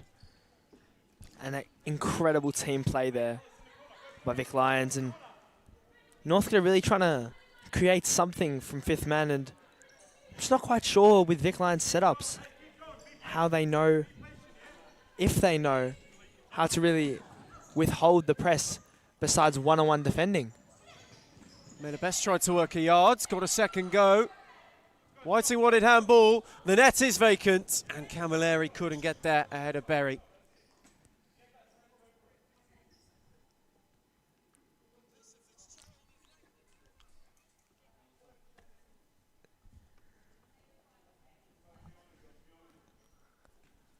Camilleri for Kersey, and Pepino was proving a menace. There is no way she's found that through. Is it a stroke of Northcote misfortune, or has Pepino just become the perfect pickpocket? Berry might have got the final touch. All it is, 7th heaven for Victoria Lions. And there is a little bit of protest from Victoria Lions. Pepino will claim she got the final touch. There is a golden boot on the line here after all. And it would have been a prolific bit of improvisation, though it is a bit of Northcote misfortune. It was best, couldn't find Whiting, Allerton. Best let it sit for Bagang. He wasn't able to clear beyond Kersey. And the net was open, and Mariella Bagang did brilliantly. Head on the line there by Mariella Bagang. Good defending and really focusing on the damage control here for Northcote. It has already entered that kind of territory. An evening of where we will be as we are all night long. Your cast is what you get. And Victoria Lions right now are in the mood, in the groove. Camilleri couldn't thread it for Allerton. A look in anguish for Isho Haskell at the clock.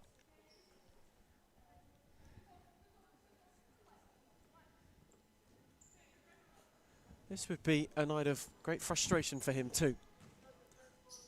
Though it is a night of elation for Gnomes Langham and for Victoria Lions so far. Bagang, Whiting, that's well steered for Berry, who had Pepino to go round. Berry, Bagang, lovely one too, it's just a little bit too heavy. She couldn't quite get in behind.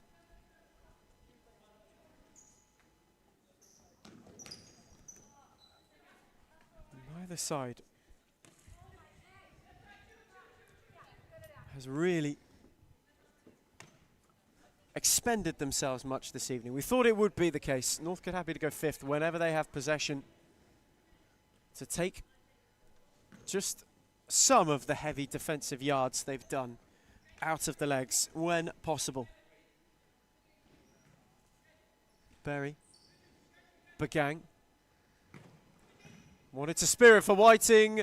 Pepino will have a go and will place it wide. And the Gnomes Langham fine jar has become reinstated. You wonder what the cost will be. That could be a pretty penny for Gisela Pepino. See how much the gaffer charges for missing an open net. In her defence, it was a strike from distance, but with her quality... That is not how it will go down in the book, and I can her assure you. eye for goal, we can put it down as just a rare blunder in the consistency of Gisela Pepino. And Pepino's got ground to make up in the golden boot too. Mariella Bagang. Can Northcote conjure at least the goal before the end of the half? That's well worked for Whiting, who couldn't poke beyond East Hope. Pepino was pressed. The net was vacant. Best then got home in time. Pepino took it quickly. Camilleri, who is chasing a hat-trick. Had one, had two. Lovely roll for Pepino, who's placed it wide. That would have been a gorgeous goal. And Gnomes Langham loudly states that is a big fine. They just keep racking up for Gisela Pepino tonight. She may have to pay the match fee. Mariella Bagang. Best. Berry.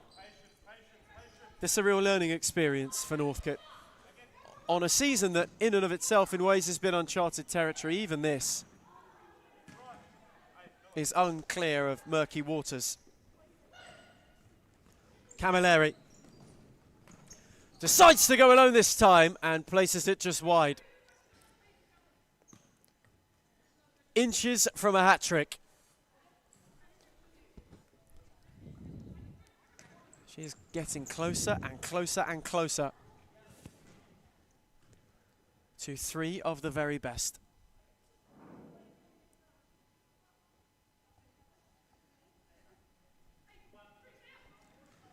Pepino, Allerton, East Hope's turn to advance.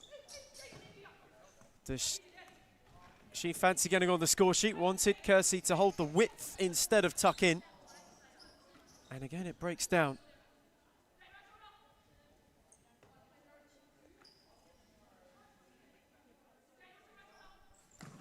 As Best speared it, East Hope chested it. Cal got in on the loose ball. And Sarah Easthope was sliding in vain and then flung it on for Camilleri. Options left and right. Pepino. Allerton. Camilleri tucked in, wanting some incision. Kersey. Allerton. Pepino. Placed it awry of Camilleri this time.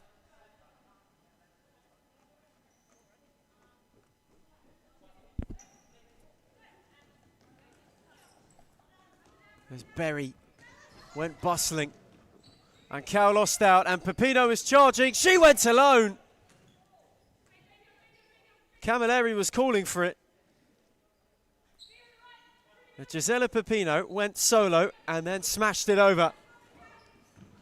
Berry's in behind in the meantime. This game has really opened up in the last couple of minutes. It sure has, Ethan. An end-to-end tie.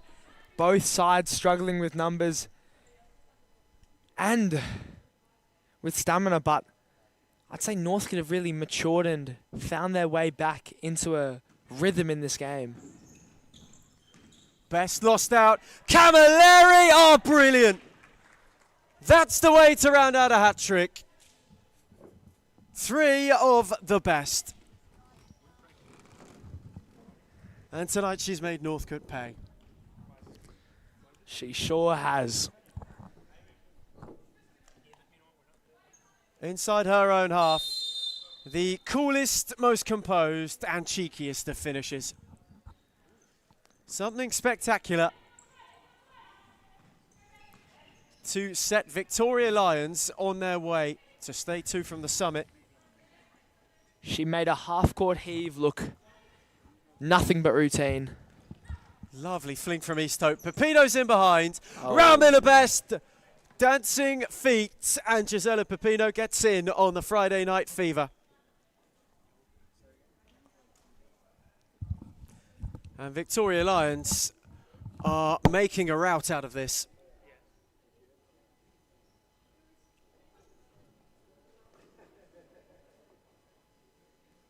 The kind of imperiousness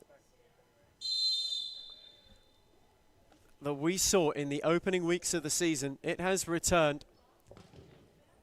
Almost back with a vengeance. Berry, Bagang, Whiting. East Hope gathered, flicked it on for Pepino. Couldn't place it for Allerton.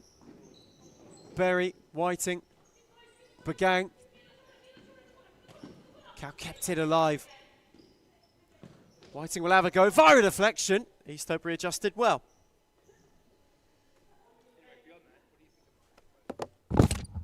There's Pepino. Allerton, they're out of room. Just over 5 to the break in Darebin. Gnomes Langham has just gone to gather the timeout slip. Maybe more of a break than any sort of instruction.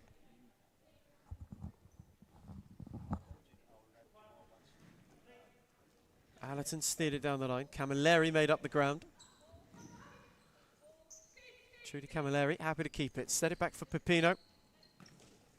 Allerton. Work to yards. The ricochet finds Kersey. Lovely ball, and Pepino couldn't finish. The fines keep racking up for Gisela Pepino. Her hat-trick of fines for the evening. It could be quite a costly week for Gisela Pepino when it comes to it. Kersey's flick, Allerton, Pepino. Good foot in from Berry. That timeout has been issued by Victoria Lions as Whiting intervenes. They will now take it. Under 5 to half time in Darebin. It's Victoria Lions 9, Northcote 0.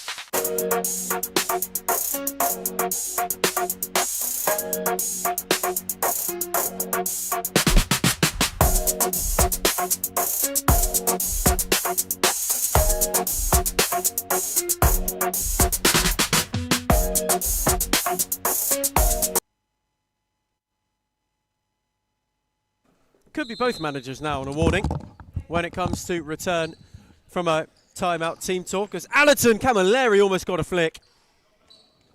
Nearly a quick set piece special. Cleared only as far as Pepino, and best denied.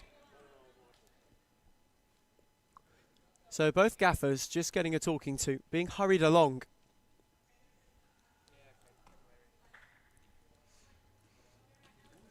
Kersey from the corner. That's a good save from Miller Best. Got down well to deny. Allerton got it back from Pepino. Kersey tried to steer it for Bagang. Cal got in the way. Couldn't quite keep it in.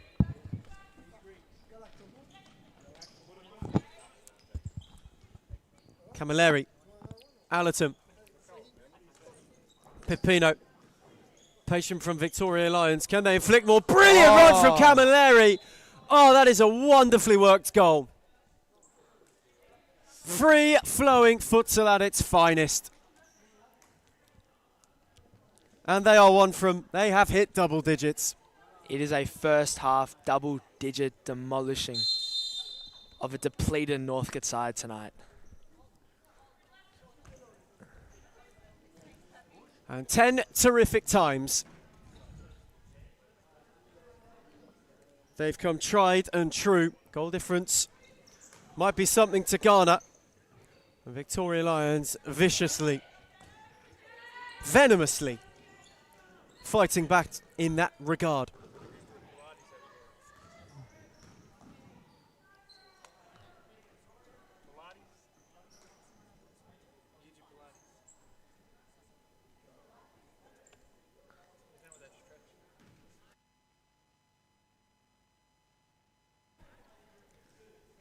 Begang side ball, set for Whiting, who gave it a whack.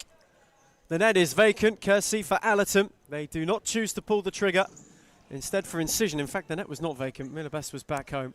North could have made a habit of going fifth, often in this half. East Hope long, Best was uncertain and recovered well. There's Cal, Whiting. Begang, that's such a nice move. Cal had a yard, Kersey shut the door. The ricochet finds Cal, and now Mariella Begang. Pepino blocked. Kersey couldn't clear. Allerton took it away. Camilleri was charging. She's got Whiting to beat, however. Allerton wanted to go around the lot and won a corner. Best bundled it. East Hope gathered it. Quickly for Pepino. Camilleri. Kersey. Trudy Camilleri once more. What a half she's had. Just set it on for Allerton, and Begang was there to block. Whiting couldn't whip it towards Cow's path. Kersey will allow it to trickle out of play. So this now brings goal difference into the picture. At the beginning of this evening, they had some ground to make up. They are now 22 from Fitzroy on the goal difference trail. As Camilleri thrashes the post there. And Allerton is in the mood to make it 21 from the Tigers and to edge closer to a century for the season. Kersey, not beyond Whiting, who then went and poked it on. Cow was charging, East Hope denied her. Speared it on for Camilleri. Allerton. Set back for Pepino, and Whiting was there to block.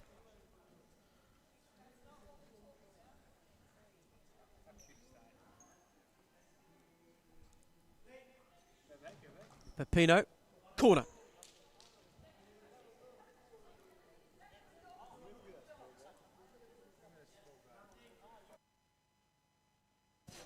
Corner for Allerton, who worked a yard.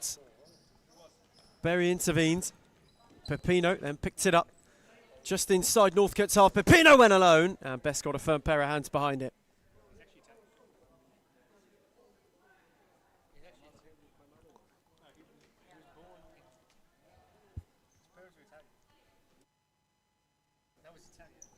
Pepino cleared away by Whiting. Gisela Pepino was giving chase. East Hope sauntered out to go and meet it. Poked down the line for Camilleri, who evaded two with ease. Oh, and wow. Trudy Camilleri with a lovely check. On for Kersey, and Best couldn't be short.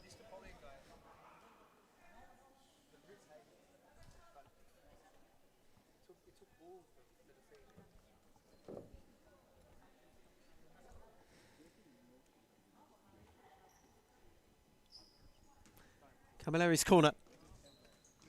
Allerton, angle was tight. 64 seconds to the break.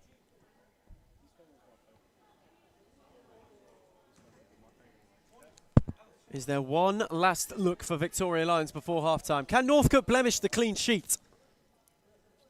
Can Isho Haskell have something to smile about prior to the break? Begang. It's been a first half fraught for him and his side, though they have shown quite a bit of valiance. Begang, beyond Best.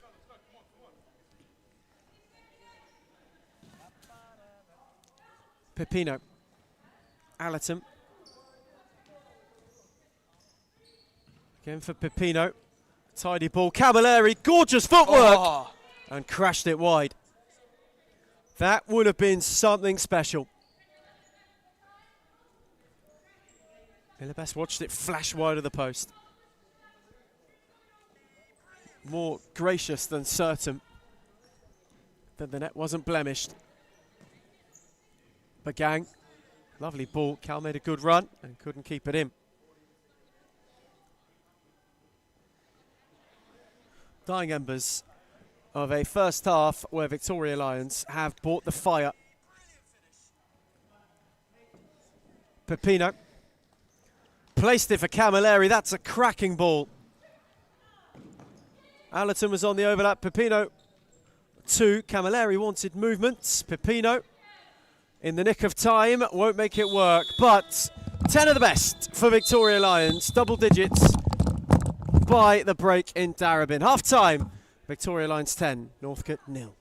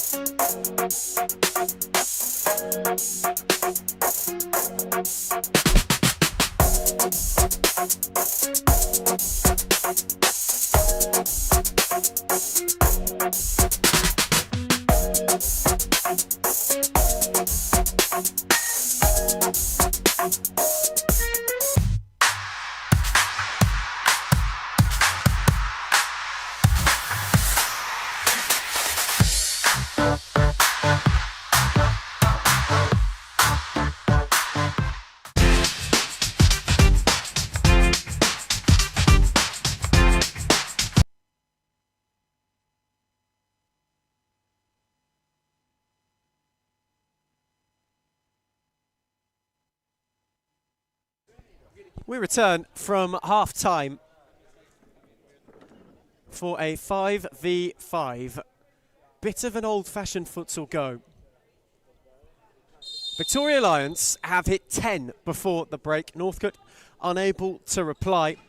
For Gnomes Langham and Co., this has been an evening of almost vicious vindication thus far. And for the second half, there will be one of two ways to approach it. It will either be goals, goals, goals, make up the difference as much as you can to the title-chasing Tigers ahead, or it will be simply rely on points and take the peaceful proposition of a serene 20-minute kickabout. Pepino, Allerton, Kersey, fired in at the near post. Quick second half start. The Lions have flown out the traps within a minute.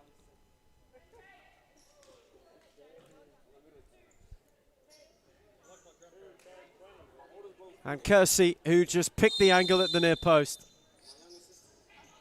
blazed it beyond best and into the back of the net. And that really has been the exclamation point of their evening. As Cowers forward, Easthope saved. And Sarah Easthope had a chance of her own in the first half from an indirect free kick. It was cleared off the line. She fancied to go on that occasion too, though the Australian international was a little bit more off target that time round. And you just wonder how many they will look to want to add. One from a dozen.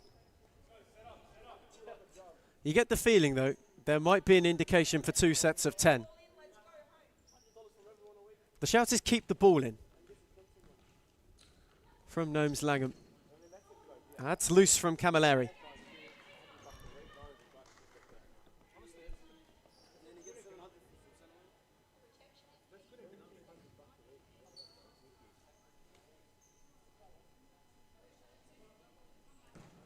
Time of the essence this evening. That's a lovely ball from Best. Berry via a ricochet made it work. Easthope quick to deny. The net was momentarily vacant, though now it is not. Kersey, Allerton. Kersey's lunge. Unable to find a finishing flourish. Maybe she could have had a go herself. Opportunity opened up well. Bagang went with the runner too.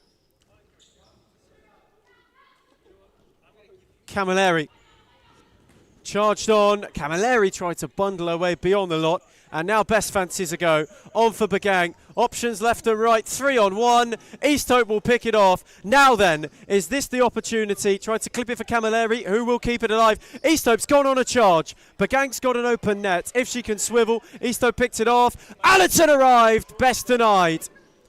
And Easthope in the area fancied a poke.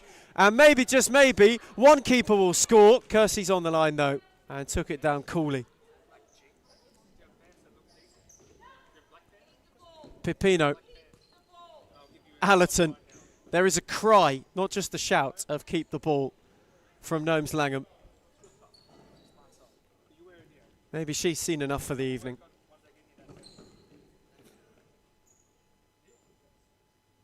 As Best. Not measured enough for Cow to keep in.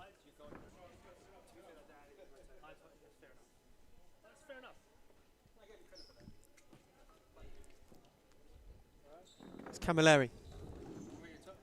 Pepino. Oh, away from Whiting wonderfully. Beyond Bagang with Breeze. and wins a free kick at Cal's expense. And you get the feeling Sarah Easthope could fancy a venture, not this time round.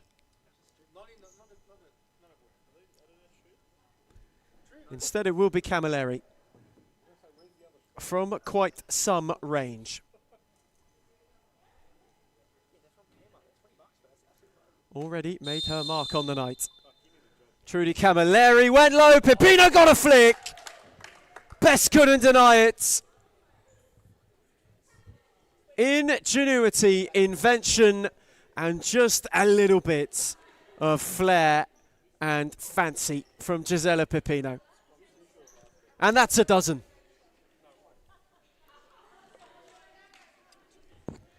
And maybe for what they've been baking, it's the cherry on top of the cake.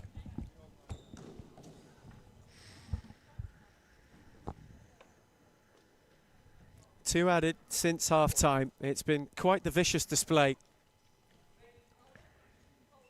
Allerton is happy to wait on Pepino. Now, they are afforded the luxury of simply being able to play. Camilleri was looking to crash that top corner bound. Whiting was there to block. Allerton, Camilleri, just cruised beyond Cal. Kersey on the cutback. Steered it wide, and the shout from Gnomes Langham, that's a fine. I wonder how much she rakes in per week based on that fine jar. It's got to cover some level of cost, surely. The end of season holiday could be a long one for Victoria Lions. Perhaps if we could have a word with the gaffer later, we can ask her. There's Whiting. Was trying to draw Kersey and wasn't able to whip it into Cal's path. And so, for these two now. It's not been Northcote's night. Victoria Lions have been fantastic. They've got Aku next, which is the predecessor, really, to the title charge in and of itself. They will both have it marked. It's Red Letter Day the week after they play Aku, the 15th of May. Keep it bookmarked. Northcote against Hart, that is a battle at the basement. And then they open up that week against 1-0. So a couple of possibly trying fixtures for both of these two teams to come. Victoria Lions, well, the fate of their season in a fortnight is on the line, perhaps. But they've got the reigning champions who showed some guts in the early kickoff. Whereas for Northcote, either of the next two are a must-win. Pepino, on the other hand, placed to perfection. 13, unlucky for some, not unlucky for Victoria Lions tonight.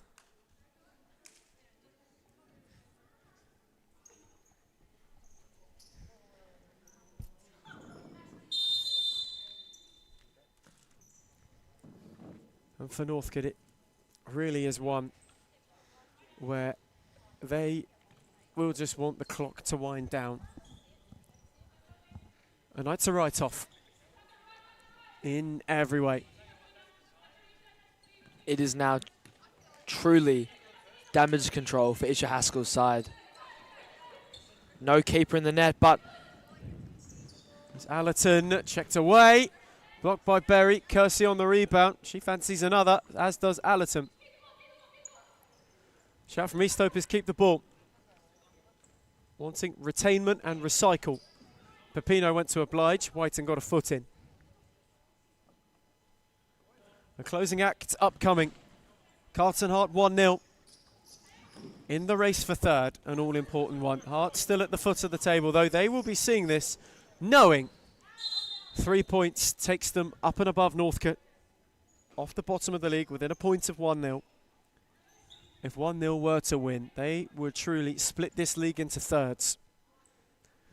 Two chasing third, two scrapping it out towards its foot. And of course, the two at the top.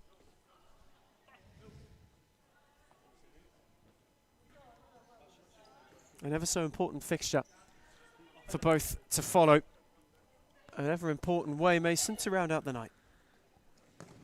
yeah, it's quite the last game. Both sides on their day can produce brilliance, but have just lacked that consistency throughout.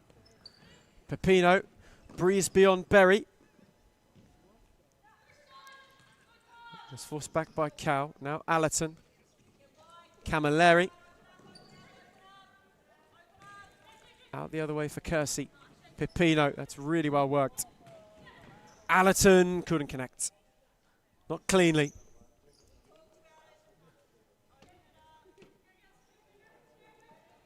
And you get the feeling, Clarissa Allerton was at Aku last season at Western United, one of this league's brightest stars, one of its most valuable.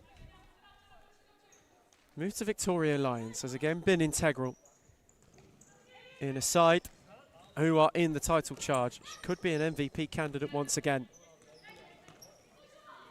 Someone who's really found her feet, who's emerged as a leader as this season's gone on.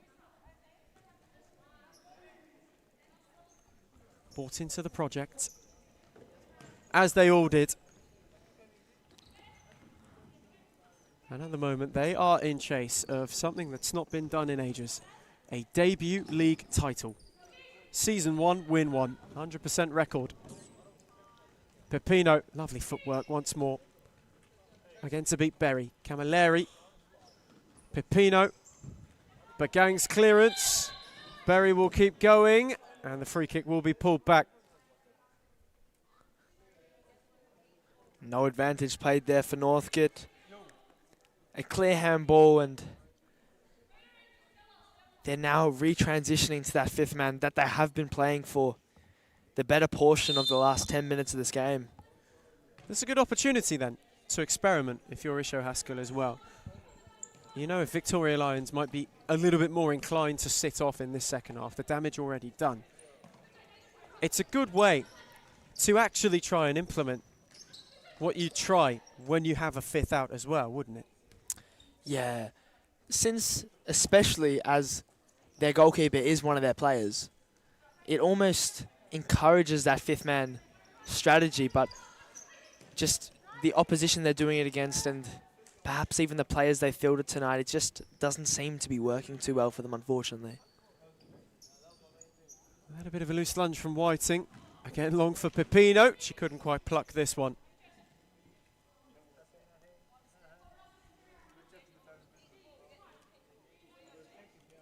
There is a real emphasis on keeping the ball from both touchlines. Gnomes Langham just wanting maybe her side to practice patience. This, for them, could be a good dress rehearsal in terms of how to keep possession, how to play out of tighter areas, which will come in handy in a fortnight's time. There's always something to take from fixtures like these. As Pepino gave it a rattle, Bagang blocked. Camilleri will happily take the corner. Short for Allerton. Camilleri. Again for Allerton, that's really tidy. Camilleri once more. Couldn't place it for Kersey. Whiting got a foot in.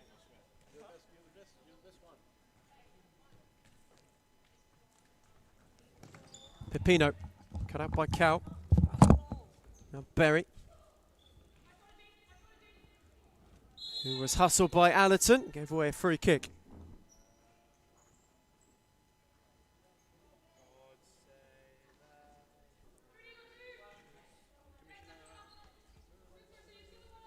Bagang had best right, had Berry left and gave Berry one, which was just a little bit awkward for her to handle. Pepino, who got it from Allerton, sent it back from whence it came. So tonight they will chalk off some of that difference. They will make up some ground. To understand that even if it's level on points, they'll be firmly in the picture. That's a loose touch from Allerton though. A real rarity.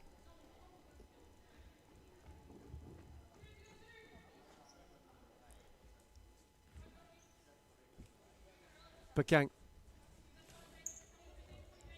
Best. Happy to set it back for Bagang. Northcote will happily settle into this shape. Mariella Bagang speared it. Cow had a yard. East Hope was diving. Kersey took a tumble. There's a bit of a scramble, and Pepino came out of the chaos with it. and went beyond one, went beyond two, tried to steer it round the lot. Camilleri wasn't able to be found, however. Now Whiting away from Allerton. Kersey concedes the corner.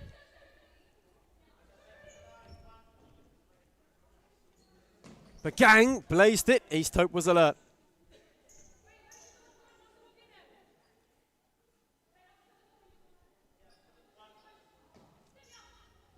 Corner set for Best. Bagang threaded for Berry, who lost out to Allerton, and now Victoria Lions can go the other way. On one more for Pipino. Best got a boot, but couldn't deny it. And not just are they gaining ground in the title race, Gisela Pipino is gaining ground in the hunt for the golden boot.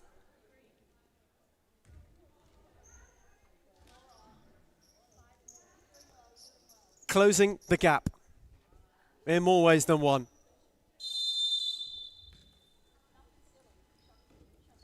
And that has been the emphasis of the evening. Close the gap while you can. Nothing silly to see it through. As Cal couldn't quite sort her feet out, wasn't able to keep it alive. So there will be quite the closer. Harton 1-0. To finish the show, Pipino once again. She is running riot. And we're still just not yet halfway through this second half. Irrepressible and unstoppable.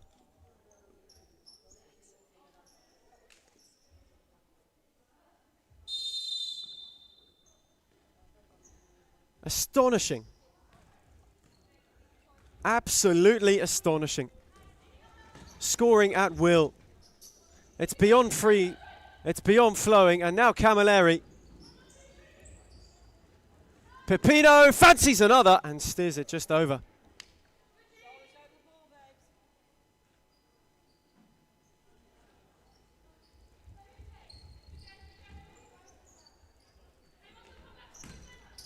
Whiting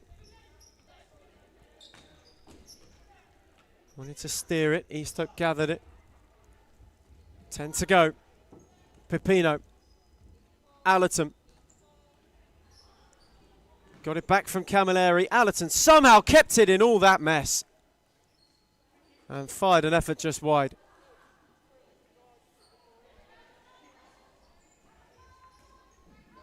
There is a real surge and a real want to score more.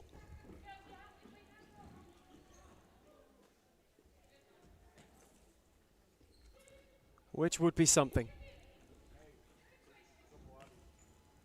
Camilleri. Allerton. Pipino. Rolled it on for Camilleri. Pipino. Much more of a calm around Victoria Lions now. They know this is beyond the foregone conclusion.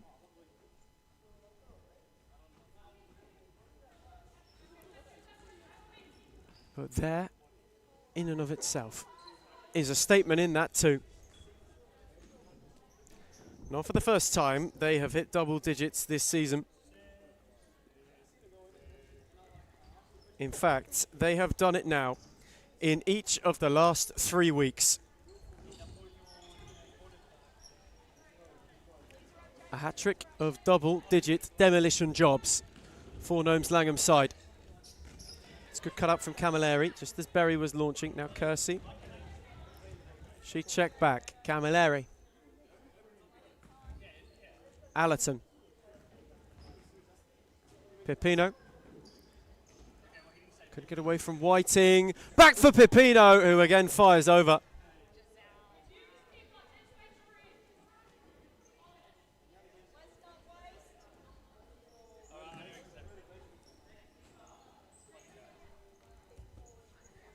And with the plethora of opportunities they've created, Isho Haskell, timeout slip in hand.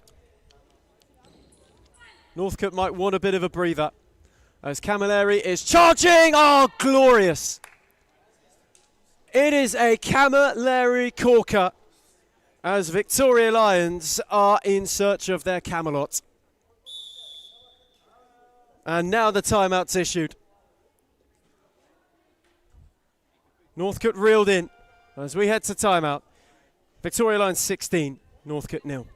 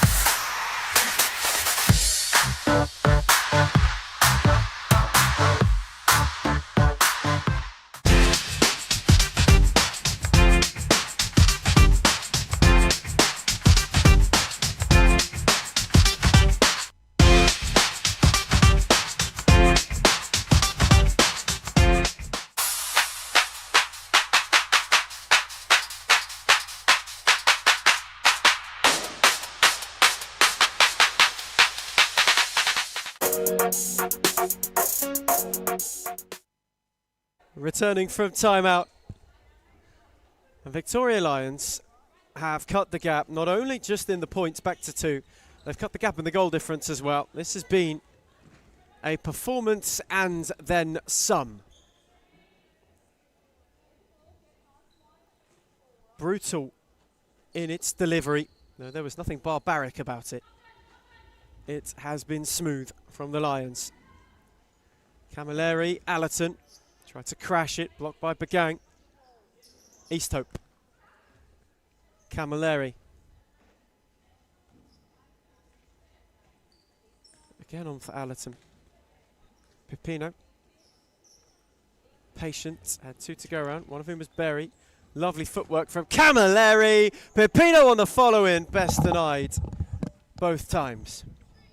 Good double save there by Miller Best. The unconventional shot stopper, but it is just one-way traffic tonight for Vic Lions. Easthope fancies a sighter. He was hoping it was third time the charm, but not quite on this occasion. Still searching for her goal. You get the feeling that if they were to get a spot kick by any sort of circumstance, she'd be the one over it. Allerton couldn't place it for Pipino nor Kersey.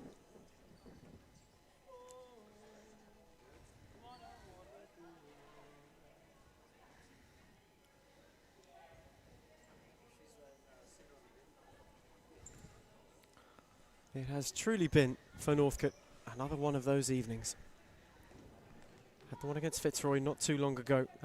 Completely different circumstances, but this evening, in particular in True, is one where the wind taken out of their sails once more. 2 anomalies, but it makes them the leakiest defence in the league against the top 2 in their recent 2 now. 37 in 2 games. It's a little bit stark for Isho Haskell's side there. They may get an opportunity for one back. Whiting couldn't find Cal. Camilleri cut it out. Placed it into Pipino's path, and the return, some way, somehow, does not find its way over the line. And Gnomes Langham can't quite believe it. Got a feeling the fine book just keeps getting thicker after that goal line clearance by Bagang. Brilliant piece of defending as well from Mariella Bagang to stay alert and to steer it away. Allerton intervened on by Bagang. Whiting was unable to keep it. Allerton. Camilleri. Pipino. Thought momentarily about a shot. She was within range. Camilleri. Happy to hold, happy to wait for an option, for an opening. Allerton. Pipino. Kersey away from one. Battled with Berry and got beyond. Pipino placed it. Camilleri wanted the return. Berry on the swivel. Cow. Bagang couldn't clip it for Whiting.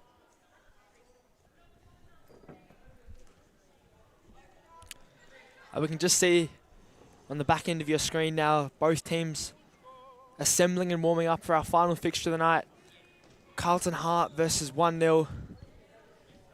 Last time out we saw a tremendous second half performance by Carlton Heart to end up emphatically winning that game, and they seem to have a strong and high-numbered squad this evening as Costa Frutis on the other side is talking to his goalkeeper and seemingly 4 players as of now. It'll be interesting to see how that tie turns out. Well, that win, of course, was the one that kick-started Carlton Heart's season. Gave them almost a shock similar to that of a defibrillator. Really sparked them into life, gave a faint pulse a truer beat. They won back-to-back games. They have not picked up a point since, but there has been a lot of growth around that group and around what Reece Interisi has been doing.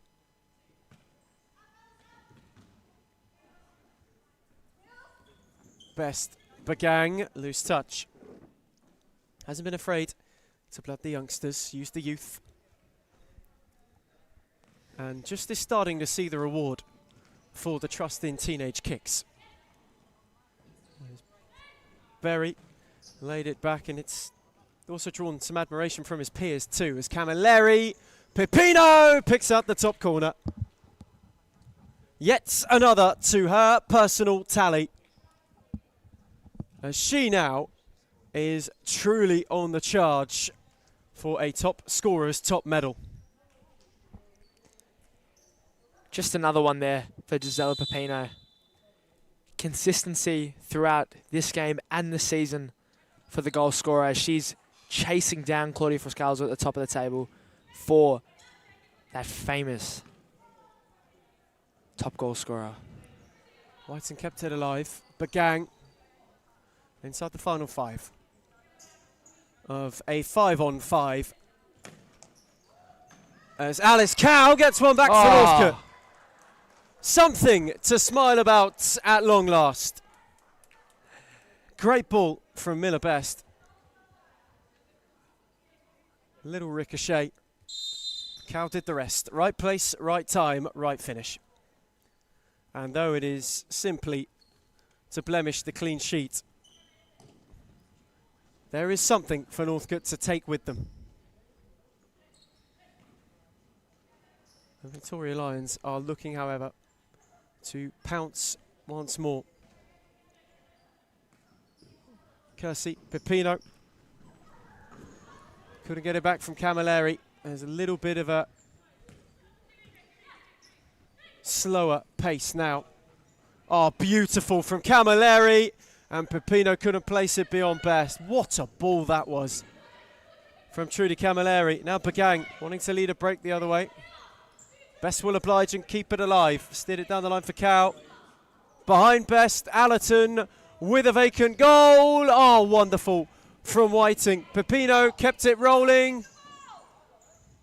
Allerton waited on Camilleri, went alone and thumped it in.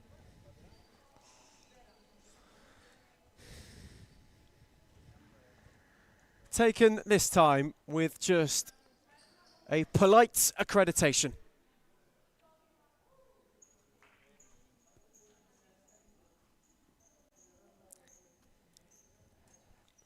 Another one for a dominant Vic Lions performance.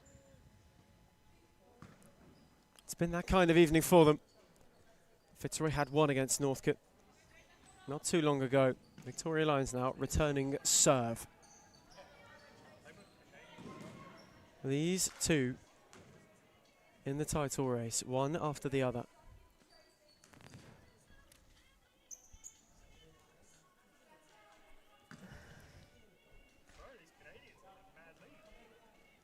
Allerton. He's encouraged to keep the ball. Kersey Allerton cut out by Bagang. Now Berry. Allerton intervened. Berry tiptoed beyond. Bagang then went to go and challenge. Pepino was rouletting and rolling and unable to get clear.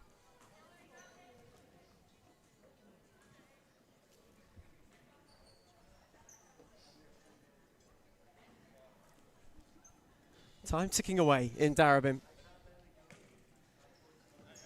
for a fixture which in and of itself posed little challenge to the chasers. That's glorious from Kersey. Twinkle-toed. Allerton gave the return. Kersey couldn't place it for Pepino. Cow cleared only as far as Allerton. Pepino will poke. Best will get a boot on it. And it'll be cleared to Berry via Whiting. And now Northcote maybe could fancy a second. But Gang on the break. East Hope is there, as she always is. Pepino now. Camilleri. Lovely roll. Rolled it wide.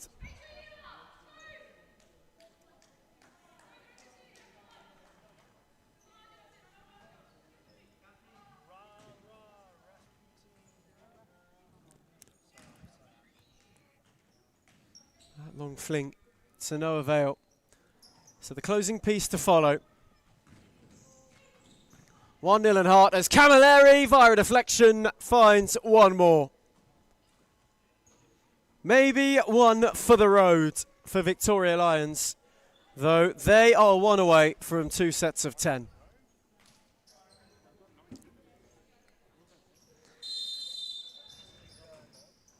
In a hurry. In a real hurry. 2 weeks, that is all it is for these two until they meet again. I've lifted the standard this season. Kersey, Pepino, they will get 2 sets. Camilleri chalks up 20. And Victoria Lions get their big goal difference boost in the hunt.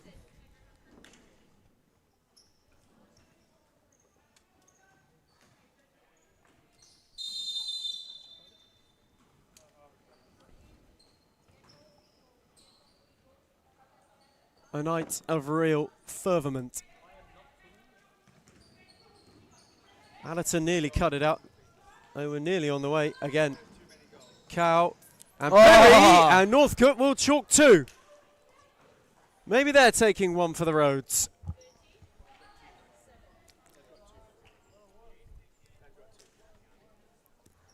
"22 goals in this game."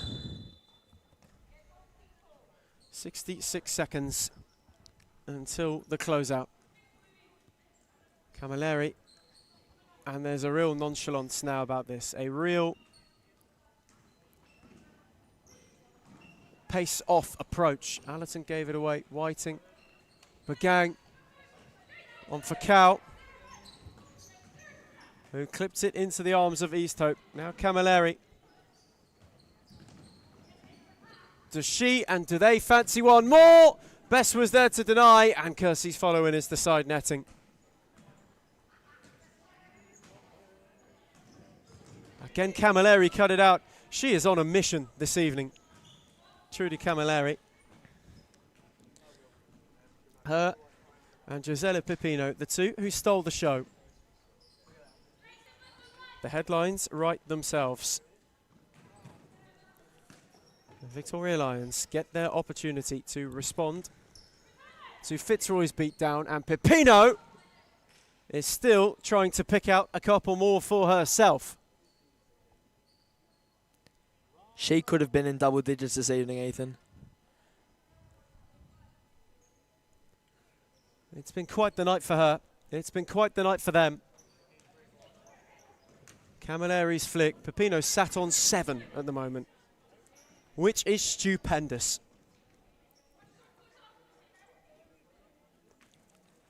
Mary's corner. Whiting wide.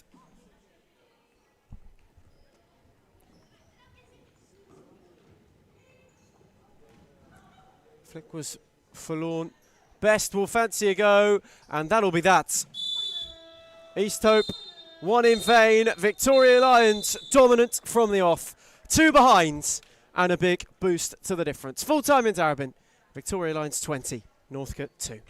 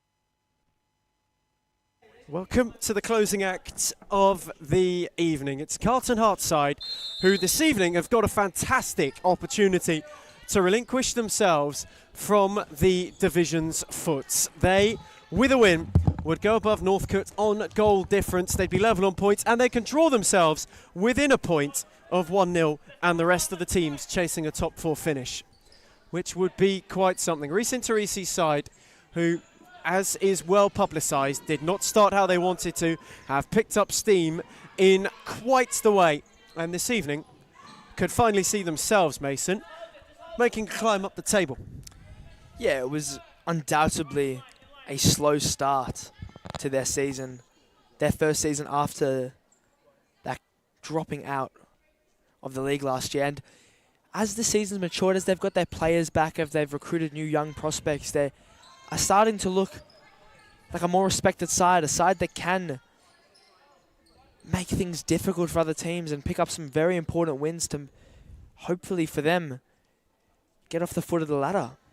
Well, they're not necessarily that far out of the picture as far as the top 3 is concerned. A win tonight, again, it takes them within a point of 1-0, which, if you'd have said that at the start of the campaign, it would have been quite the contrast between these two clubs. 1-0 came into it with a lot of momentum behind them. Hart were a little bit of an unknown, but we're starting to see the best of this side once again. Colby Wilbert's back in the matchday squad. She starts from the bench, but a lot of trust being put in the youth. Ramaniaka and Bowen both from the off for Reece Interisi this evening. Costa Frutas has only got 5 at his disposal. Claudia Damasi is on the bench, is in a matchday playing shirt, though is not completely kitted up.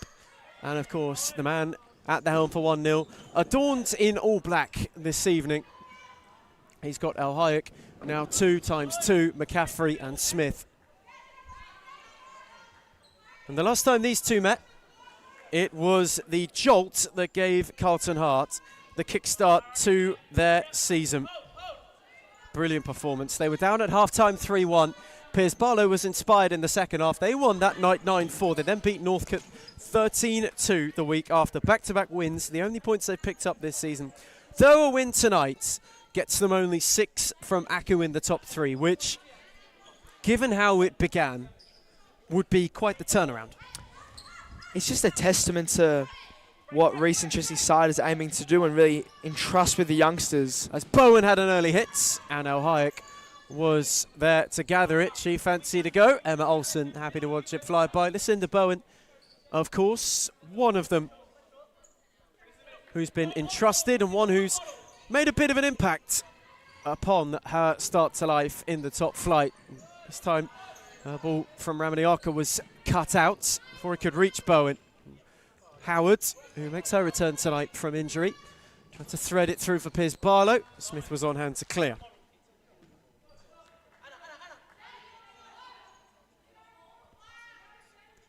Quite the start to this game to close out the night. Final chapter being penned for the eve. McCaffrey charging, Piers Barlow blocking.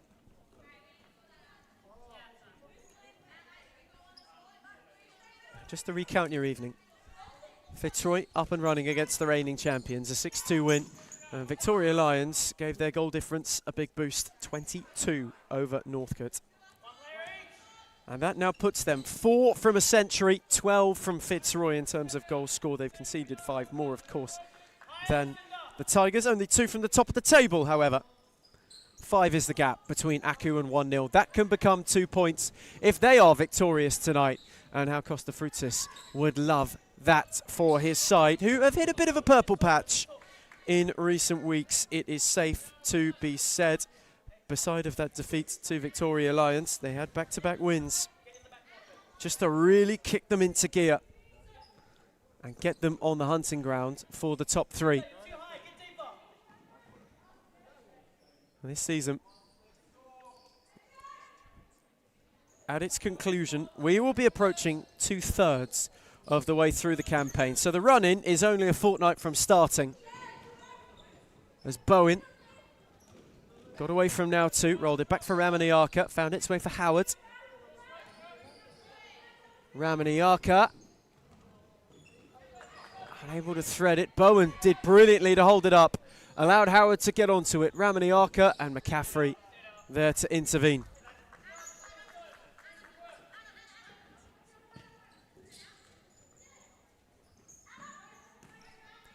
Here's Barlow, Ramaniyaka. Now 2, Bowen battled with McCaffrey, who showed her the door. Good physicality there by McCaffrey. Moving a taller, seemingly more built Bowen out the way and retaining possession.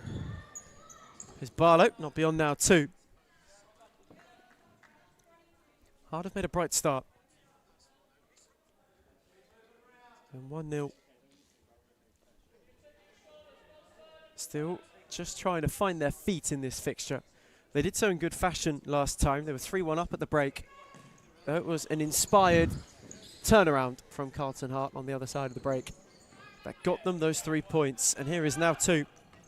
Charging at Howards. Olsen got her angles right. And then was quick to go. Piers Barlow fancies a break. Bowen the only one up with her. Now 2 to go round. Smith in retreat, got a foot in. And just stalled Hart as they wished to advance. Howard out the other way. Ramaniyaka. Threaded. Smith uncertain. Carlton Hart corner.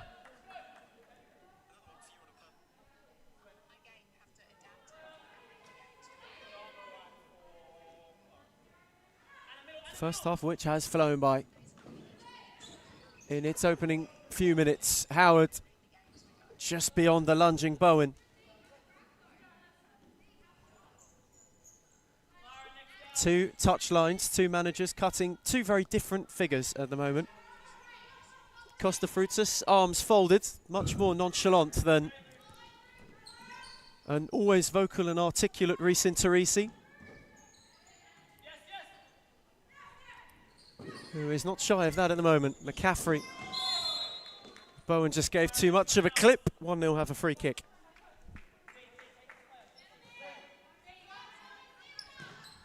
Which was taken quickly and nearly found its way through the lot. Just a moment of uncertainty at the back for Hart, and they nearly were made to pay for a blunder. Bowen did well to hold up. Set it back for Wilbert. Bowen. Wilbert. Here's Barlow. Kobe Wilbert shifted beyond Smith. Set it back for Bowen. Had a go from range. And Al Hayek just had to be certain.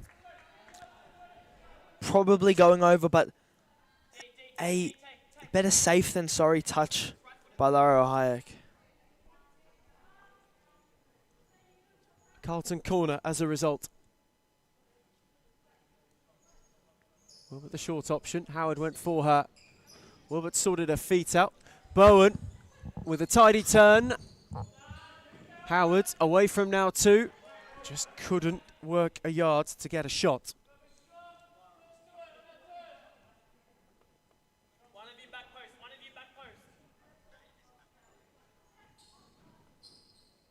Wilbert. Howard, lovely 1-2. Wilbert was sorting her way through. Here's Barlow. Again for Kobe Wilbert. Howard was the spare. Piers Barlow wanted the return. Al Hayek was there to go and gather it. Quickly for Smith. Who couldn't thread it for now 2. Wilbert didn't want to go on a wander. Howard. Piers Barlow.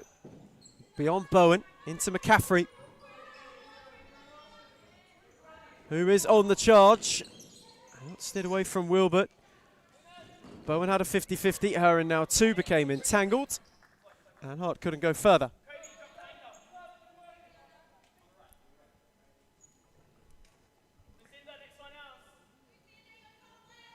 Reece Teresi running the changes.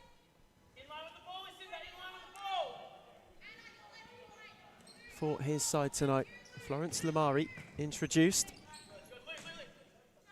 Smith tried to steer one in the channel. And now Lucinda Bowen makes way as well. But it is safe to say, for the first 6 minutes of this game, Mason Hart have been knocking on the door. Yeah, I'd say it's fair to say Carlton have probably been the more dangerous of the two sides as Anna Piers-Barlow almost breaks the deadlock there, and they are really looking to regain that momentum they built after the most recent fixture between these two sides. Clip for Piers-Barlow, who was not far from finding the far post. She was the game breaker the last time these two teams met. Really hammered Hearts to a victory. Essentially will play a part this evening too. There's Wilberts on for Piers-Barlow. Her and McCaffrey entangled.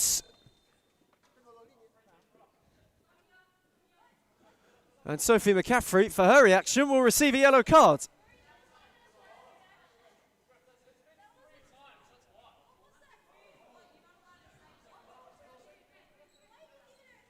And Costa Frutzes is just asking the question. And there is a bit of frustration evident because her and Piers-Barlow were deeply entrenched in a bit of a battle. 1-0 momentarily down to 4. As on the switch is Piers-Barlow. Al Hayek was there to deny. And now 2 via a ricochet. Was a less prosperous bounce from Finding Us.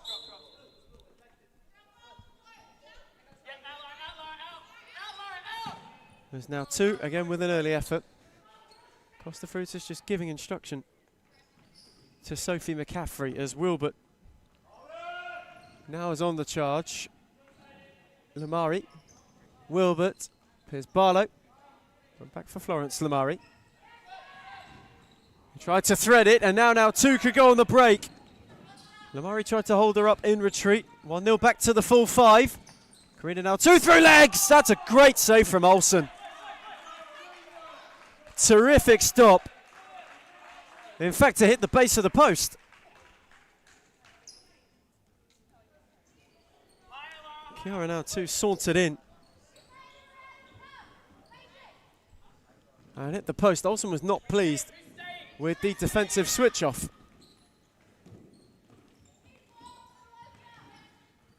Wilbert on for Joffa, and Smith's there to shut the door.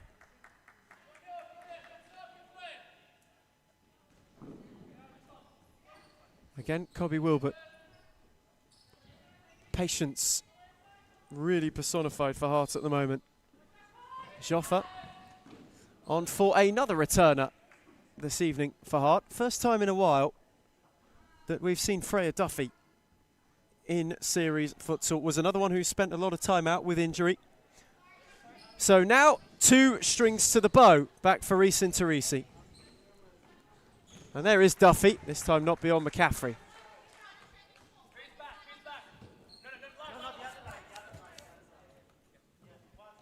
The line just readjusted for Joffa.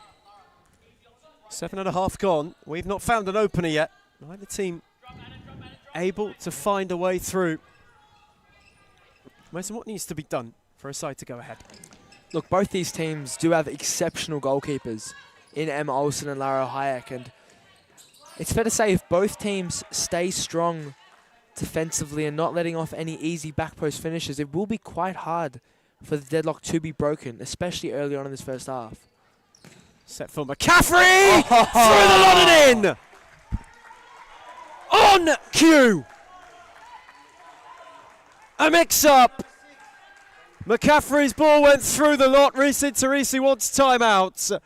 1-0 are the ones to hit first. A common case of the commentator's curse. McCaffrey, after picking up a yellow, breaks the deadlock. A finish through the chaos. Timeout Carlton Hearts. 1-0 lead by their namesake.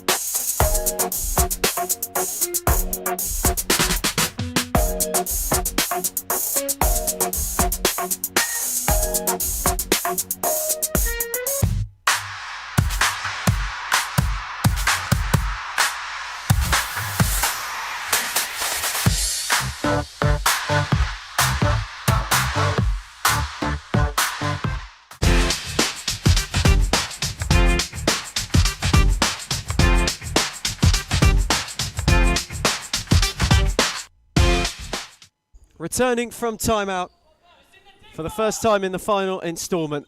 1-0, a goal up. Sophie McCaffrey's effort through a crowd. Wrong-footed Emma Olsen, and all of a sudden, 1-0 were ahead. That's a good save from Al Hayek to beat away Wilbert's effort. Hart looking for a reply. But that, Mason, a little against the run of play.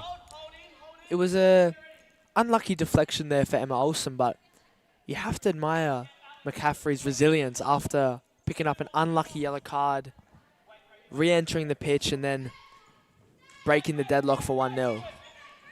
Wilbert now charging.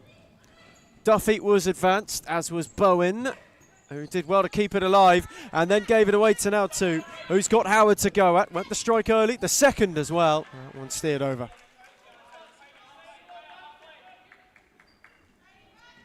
Though 1-0 are now just starting to cause the issue. They did this last time to Carlton Hart.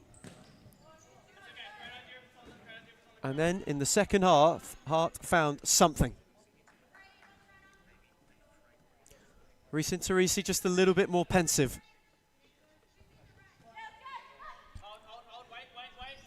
Al Hayek. And for now two. McCaffrey.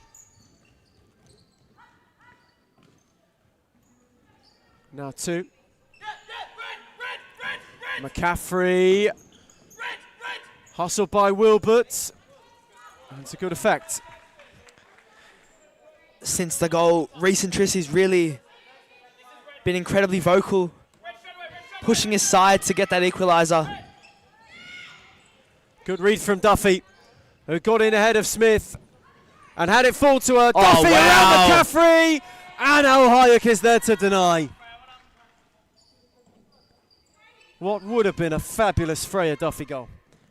The solo run of dreams, only kept out by Golden Glove winner Lara Hayek. McCaffrey had Wilbert to contend with, and McCaffrey kept storming, kept going. She's got to be a bit cautious. Duffy, Howard, on again to Wilbert, who tried to wander through. Al Hayek got a foot down, McCaffrey cleared.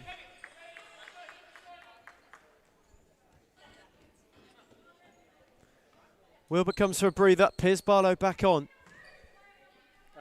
That makes sense. Reese Teresi not afraid of reshuffling the pack every now and again. Howard, Bowen, Duffy, still trying to go on the charge. Now two. Piers Barlow intervenes. Bowen now could get on the charge. Piers Barlow up with her. Couldn't thread beyond McCaffrey. Beyond the halfway stage of the first half now. Smith now two with a loose touch. It'll be interesting to see as the game matures that how 1-0, or if 1-0 can keep up their frantic pace of this first half. I can't imagine their stamina is limitless, but they have put in a very respectable effort. Let's hope that this, in the second half, we don't see a similar scenes as the previous game between these two sides, where 1-0 just seemed to become burnt out and it was one-way Carlton traffic. I was about to say, last time these two teams met, there was that second half turnaround from Carlton Hart. 1-0 with less available to them tonight. Do you think there could be an emphasis from Costa Fruitsis on some preservation, perhaps? I feel like if they can get that second goal this first half, or potentially even a third, and they can keep Carlton to 0, their halftime team talk will be talking about playing in that defensive, maybe box formation even for 1-0. And just purely focusing on only attacking during counter-attacks. It's Bowen. Set it back for Howard. Hearts are hunting and surging for an equaliser. Bowen's ball, again, cut out by McCaffrey, who's having quite the half. The next wave begins. Howard to go. Ramaniaka getting readied. And Howard couldn't thread it for Bowen.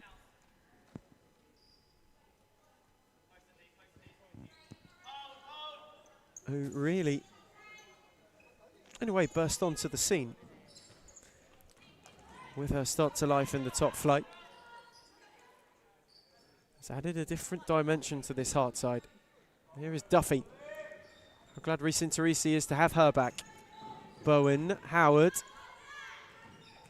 Tried to poke it out for Piers Barlow, who was just lurking as Al Hayek gathered. Now 2. Again had Howard and Piers Barlow to contend with and had a pocket picked. And now Hart can counter. Piers Barlow, it's behind Duffy.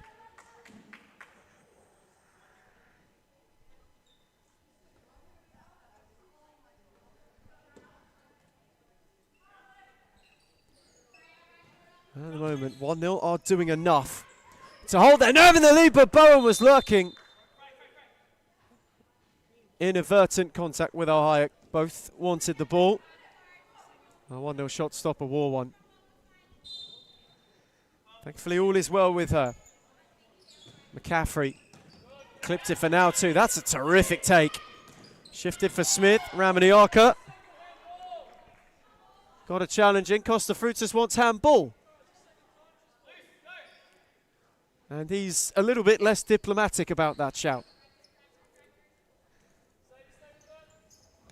Howard. Bowen. Now 2 did well. Smith happy to clear.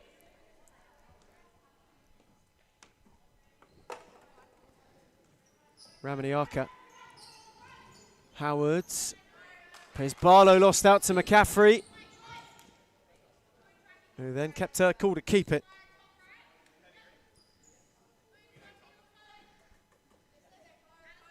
And so far, for Costa Frutas, so far for 1-0, it is all going to plan. That, however, was cut up by Howard. Piers Barlow battled away from 2 and did well. Howard, Bowen, allowed to turn. Lucinda Bowen with a lovely shift away from 1, not beyond 2. Karina now 2 put a stop to it, and McCaffrey then had her clearance blocked. They're just finding a way at the moment. Really just to stifle out hard, aren't they? 1-0. Yeah, I'd have to agree there, Ethan. But just seeing the quality both these teams are producing tonight and as the season matures, it just goes to show how competitive this league can be. We do have, at least for this season, our clear-cut top 2, it's fair to say, but the other 4 are right hot on each other's heels. And the race is on. Whew. The run-in starts soon. The race is truly on for the top 3. And here is Piers Barlow. That's a good save from Al Hayek at close quarters.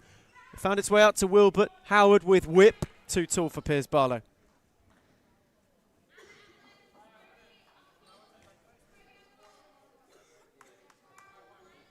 And there could be some deliberation now on the 1-0 bench between Costa Frutas and Claudia Damazi. To time out or not to time out? That is the question.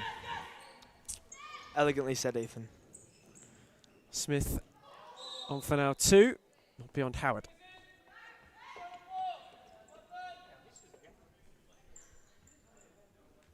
Howard once more. On for Piers Barlow, switched it for Ramaniaka. Howard. Patient from Hart, McCaffrey again. Another cracking cutout.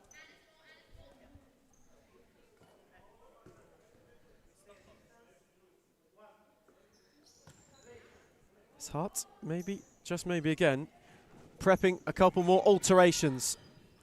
Wilbert, again, couldn't spin now too. who's been equal to a lot of it.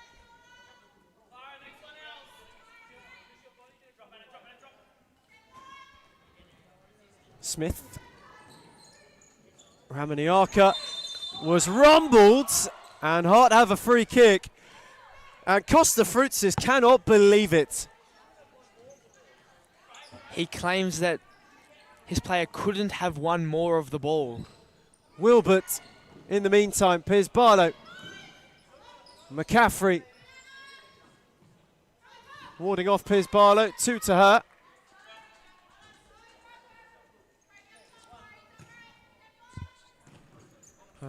The 1-0 gaffer is not really best pleased for now, and he's going to call timeout perhaps, or he merely flirts with the idea.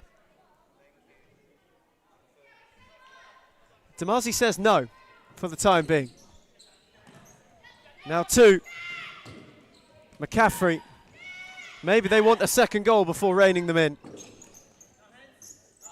Chiara now 2. Piers Barlow with a good take and a good turn twice. Howard. Ramaniaka. Now 2 intervened. McCaffrey. Kept her cool, set it back for now 2. 5 to the break in Darabin. And right now, it's going to plan for 1-0, and there is that timeout. Lamari reinstated.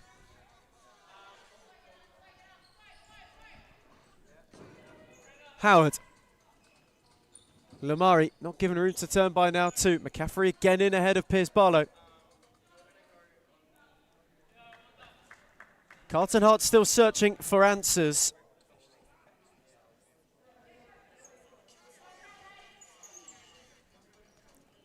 There's Howard.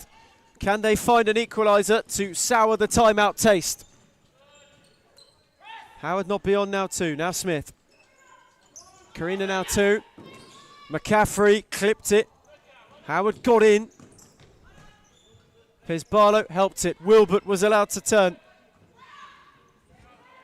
Lamari. Wanting space for a strike. Now 2 close the door. McCaffrey was diligent. Howard. Wilbert. Piers Barlow. On the wonder was Lamari! Oh! Over the line! 1-1. Wonderful Carlton Hart move. It trickled and tiptoed and found its way through. And the timeout taste for 1-0 will be a bit more bitter. Issued when they were in the lead. Hart got themselves level. We got a timeout. 1-0 1. Carlton Hart 1.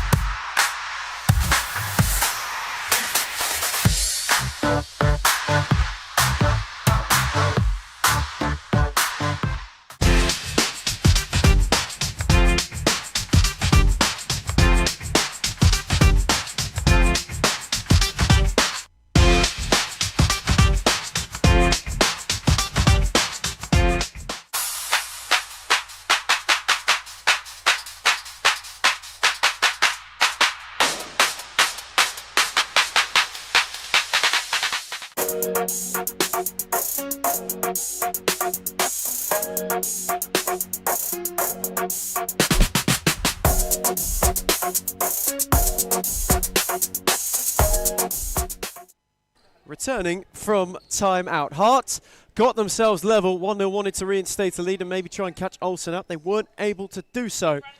What a stretch. We've got to the break. in the final game of the evening, where we've had two that were a little bit more one-sided. This is a proper tussle between two teams who know 3 points means everything for them. Hart had ripped the momentum right back. Mari got her goal. It just found its way over the line. And in fairness, Mason, it's no more than they've deserved. Yeah, 1-1 is, in my opinion, an accurate representation of the game we've seen. It has been even. You've got to admire 1-0's efforts with a depleted, undermanned squad. And you just hope that we can see this level of intensity and competitiveness even in the second half as legs do tire. McCaffrey clipped it. Gave now 2-1 to Chase. Piers Barlow in retreat. Ran out of room.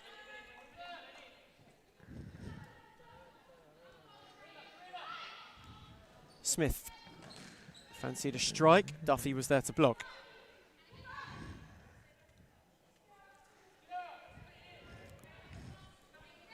Quickly taken. Karina now. Two fancy to go. Olsen uncertain. 1-0 corner. That was an awkward one there for Emma Olsen. Does just enough to send it out for a corner.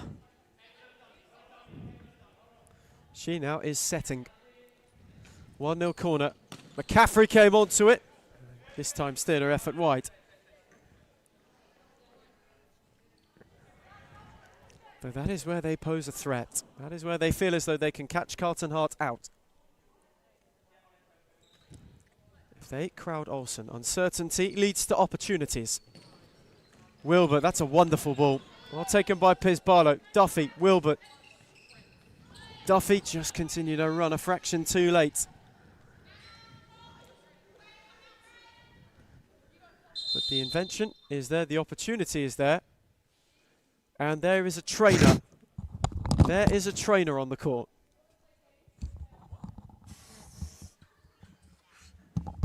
Someone's lost the left shoe.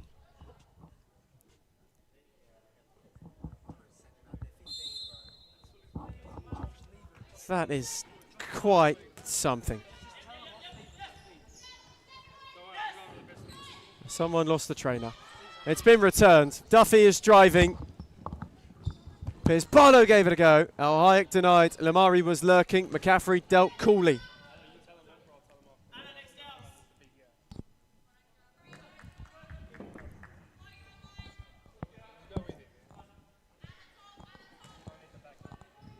Al Hayek.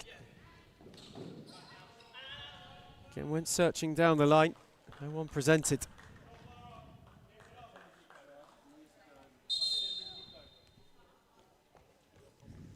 And now there's another pause.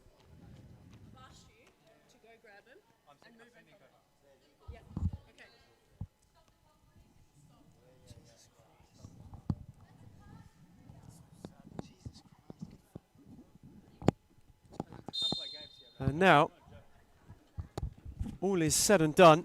All is sorted. All is being sorted. And we can get back to the task at hand. There's Joffa. Wilbert moved it on for Duffy. Beauty of a ball, that is. Joffa took it down terrifically.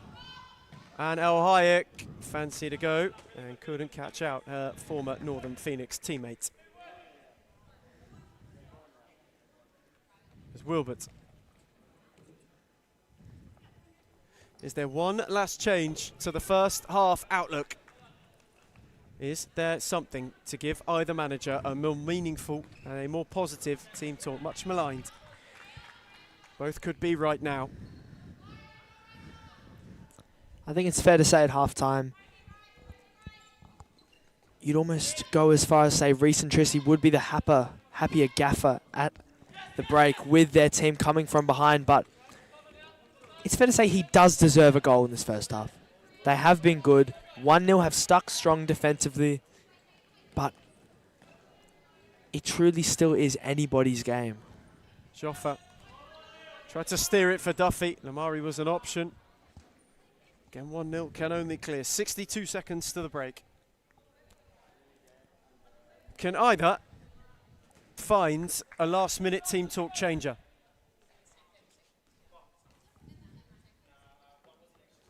Wilbert. Threading for Duffy.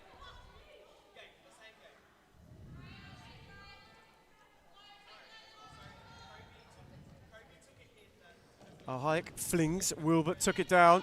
It'll fall for Joffa, who's got options left and right. Got away from now too. Threaded beautifully for Wilbert. Good save by Hayek. That's wonderful futsal from Hart though. Finding the gaps in 1-0's defence. Excellent chance creating by Carlton and just centimetres away from taking the lead. But now 1-0 on the counter-attack. McCaffrey's clearance. Now 2 went early. Olsen gave away a corner.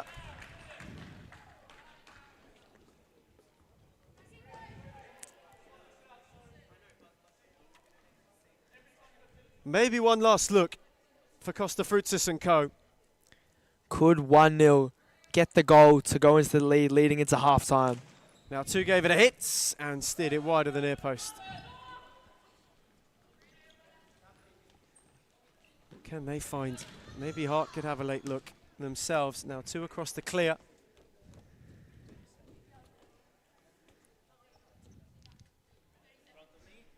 Where it was last time, 1-0, we're 3-1 up. They were the victims of a Hart remontada in the second half. Joffa lays it out. Lamari lurking, wasn't able to keep it alive.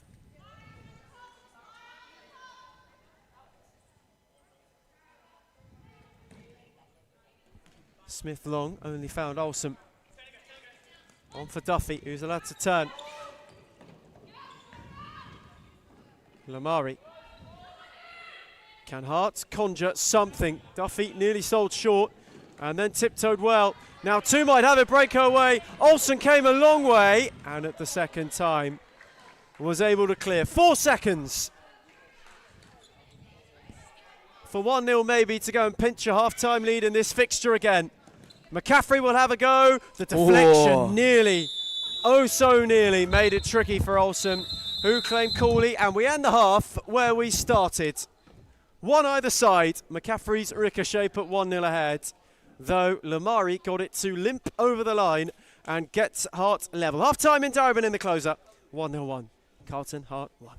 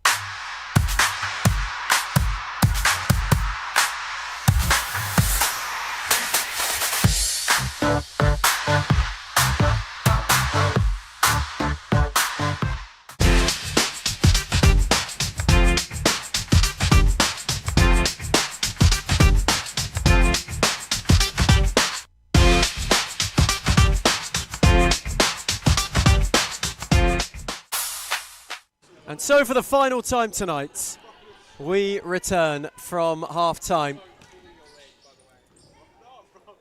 We are where we started. At the moment, the point favours 1-0, who took the lead in this game in what was quite a tight and cagey first half. And have already tried twice in 2 attempts to catch out Emma Olsen to kickstart this second half. This will be a test of how long the 5 that Costa Frutas and Claudia Damasi have available to them this evening can hold out. Can they go and pinch another goal early to get ahead and then shut up shop for the evening? McCaffrey, hustle with Ramaniaka. Those two came together and Piers Barlow forced to save out of El Hayek.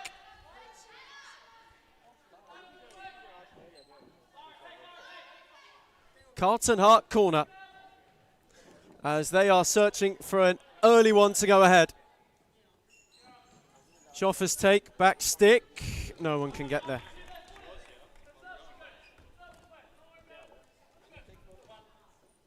Now 2. McCaffrey. Again for Karina now 2. Those 2 are going to be pivotal to 1-0 in this second half if they are to go and grab anything from this game. Deep in discussion are the 2 on the touchline. The claim is they're stressed, but now 2 is charging. Wonderful run, and Olsen denied. That was brilliant from Karina now 2, and it required a safe stop from Emma Olsen.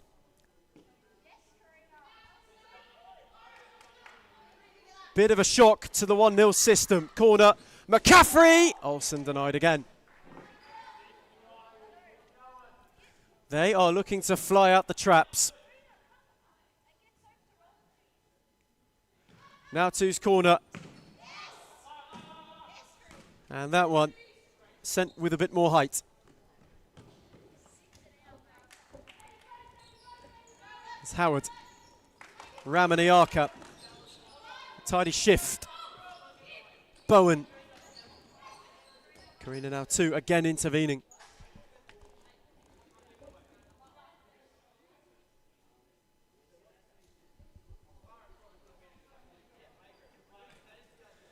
Howard's got it. Smith was lurking and unable to find a way through.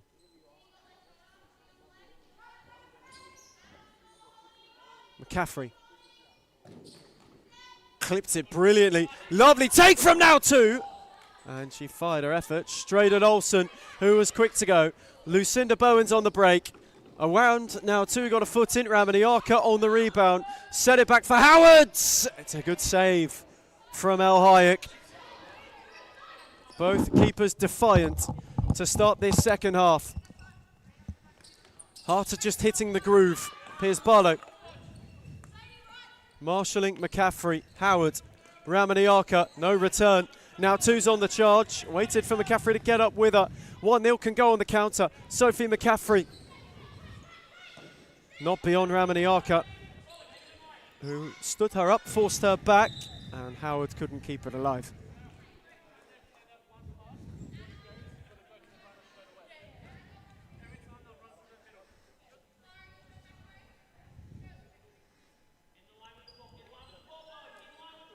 Can they cause the early issue? Smith, a little bit wasteful.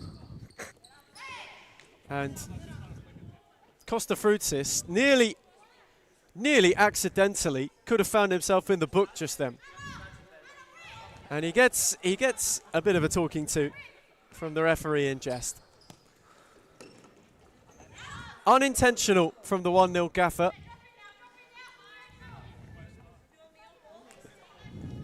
He has a quick glance at the watch though on the touchline. McCaffrey couldn't skip Piers Barlow.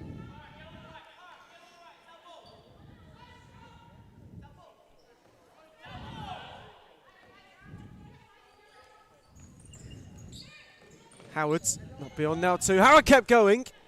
Al Hayek denied. And again, tried to catch out Olsen and couldn't. Though, that kind of effort is being encouraged by those on the 1-0 bench. It will not be the last time Lara El Hayek has a go from distance, as Howard couldn't thread it. Now two got in the way. Bowen was quick to go and press her. Now McCaffrey,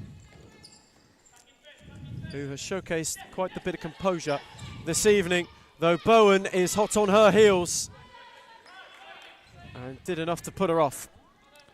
McCaffrey really feeling the full force of both Bowen and Piers Barlow. She's almost been a targeted player for 1-0 tonight when it comes to physicality. McCaffrey is on a booking, of course. And so is the target, certainly of the heart press towards the end of the half. Reece Interisi was most vocal when she was in possession.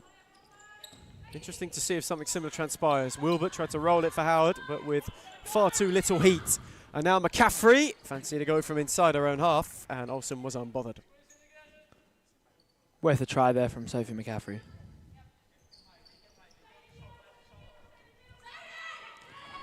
Wilbert, Bowen, set it on for Howard, who checked away. Bowen once more, McCaffrey's foot. Howard with whip, now two was there to block. Smith, McCaffrey. Piers Barlow stepped up, now two belted it away and all the way back to Olsen.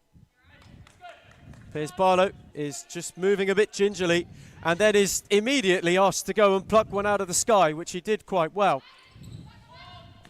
Howard, Bowen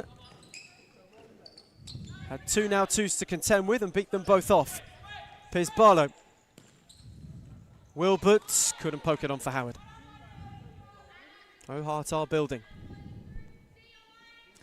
Hart are looking good this second half.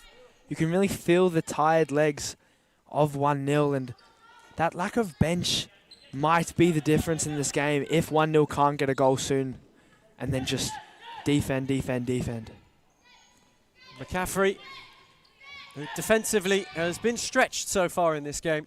Has had quite a lot of ground to cover, but has been diligent. As Wilbert was out of room. Does that? Smith. Piers Barlow.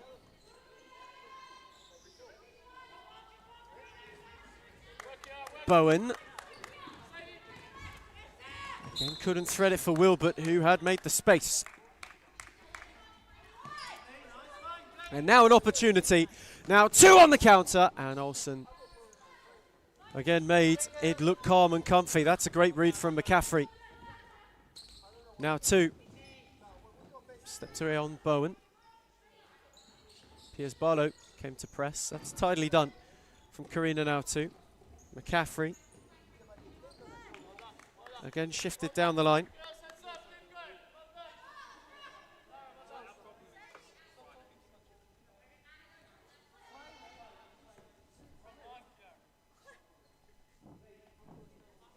Now 2. Lovely turn, lovely setback, and now an opportunity via a 1-0 blunder. Bowen on the charge, McCaffrey stood up tall again.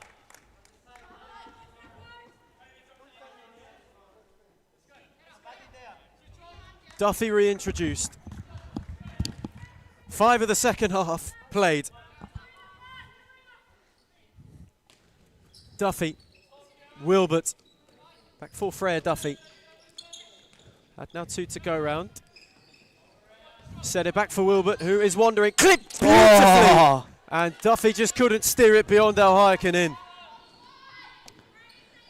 You can see the worry on Costa Frutis and Claudia Damazi's faces as these chances keep coming for Carlton Heart.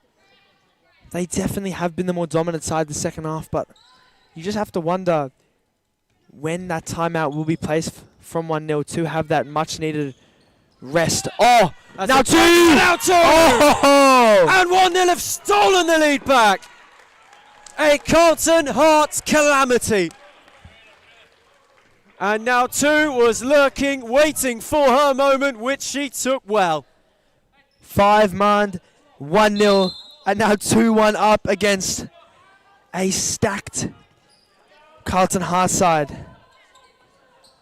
Lamari looking for instant reply. Wilbert, Duffy.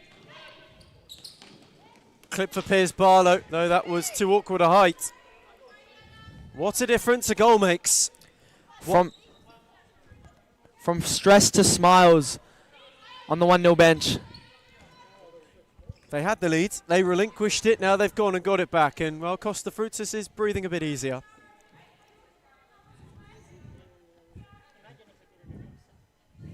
And for Chiara now too, what a moment, what a finish. Well taken, didn't rush, didn't snatch at it. Just picked her spot, placed it, cool, composed. And for Carlton Heart right now, crushing. As McCaffrey. Wilbert went to press, Piers Barlow cut it out. Anna Piers Barlow wanted to dink it. And the ricochet found its way into the arms of Al Hayek, who flung it well for Smith, couldn't steer it beyond Duffy. Now 2. Wilbert picked it off. Piers Barlow, who's got Lamari on the overlap. She chose against that. Wilbert, Lamari. Tried to whip it to the back post, although Al Hayek, the only one. Oh, wow. That's what Oh, so close. That is what she's capable of. Just centimetres away from some finish from her own D. Almost genius from Lara Al Hayek, who was inches from something potentially goal of the season worthy. She had one last season. She is still searching for her one this season. And that too would have given 1-0. A much needed bit of breathing room in a game that has been cagey. The evening's closer is a bit of a heart stopper. 6.5 played, no one's found a way through. apart from Kiara now too, who broke that half-time stalemate. The importance of the next goal is more than can be fathomed, as a 1-0 goal would really put Carlton in a state where they need an instant response, but a Carlton goal would serve the tie level and potentially push for their 3 points that they oh so need. Lamari, Wilberts, couldn't thread. That's a good lunge from McCaffrey. Then she stepped Smith. Kobe Wilbert wanting to wander and had the door shut.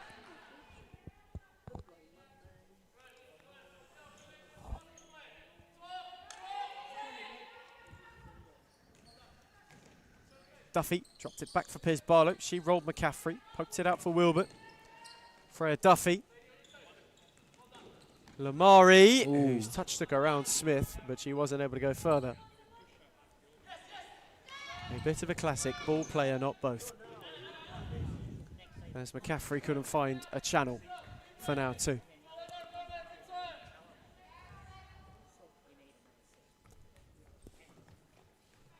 Wilbert went with Loft for Joffa, and now two's there to cut it out.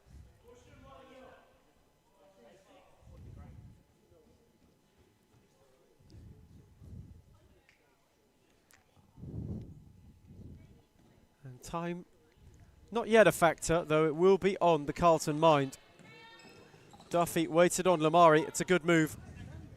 Joffa, who stepped Smith, couldn't go beyond now too.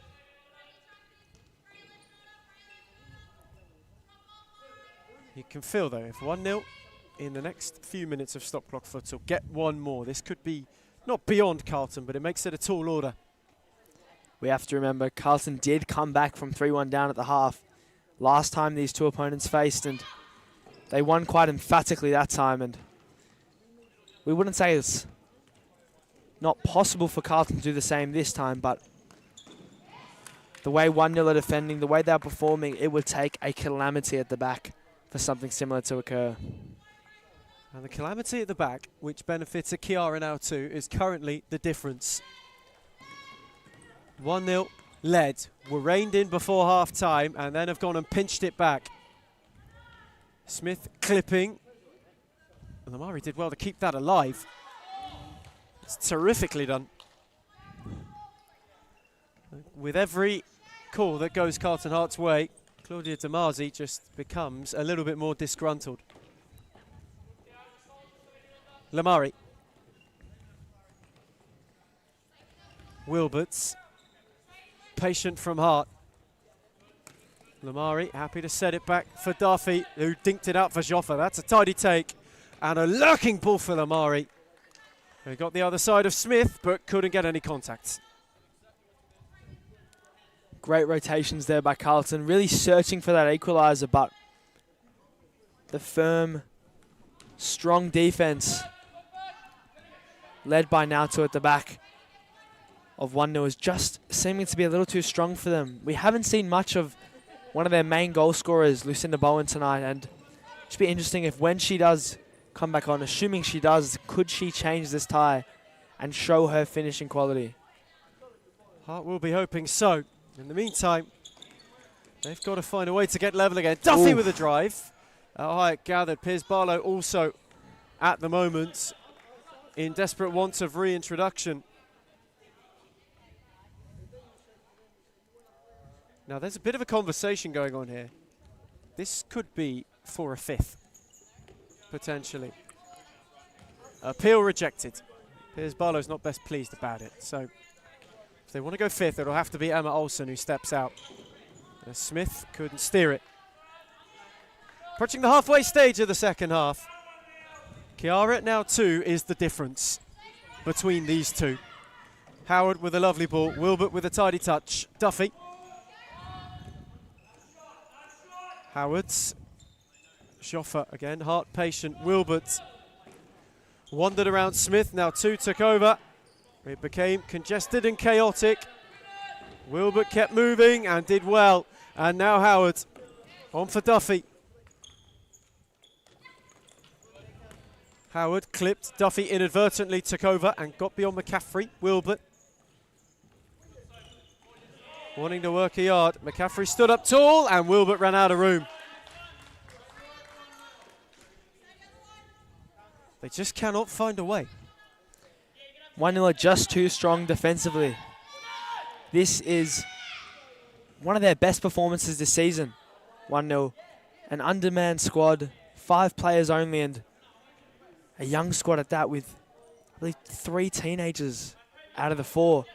And they really have stayed strong and been smart defensively. Well, the touchline guidance has certainly given them a boost. Those two at this point in time are doing a terrific job. 1-0 are edging closer to another win, one that puts them oh so close to Aku. Hayek again. Wayward by her, but we know she has that in her locker. We've seen oh so many attempts this season. She's just yet to hit the back of the net from there. And it forces Hart to reset as well. So they have to start from scratch every time. And you get the feeling that might have been maybe a subliminal message. Maybe a tactical play there by 1-0, really making Carlton Hart work back for that. That is an interesting observation there, Ethan. It's McCaffrey. Got around Piers Barlow. Sophie McCaffrey steered it. And retrospectively, a free kick for the contact she's received. Much to the delight of Claudia Damasi.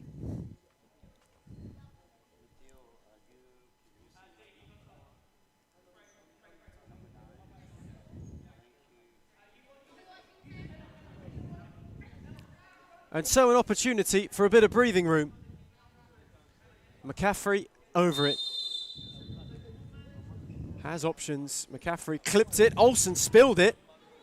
And then gathered at the second try before sending an effort rather wide.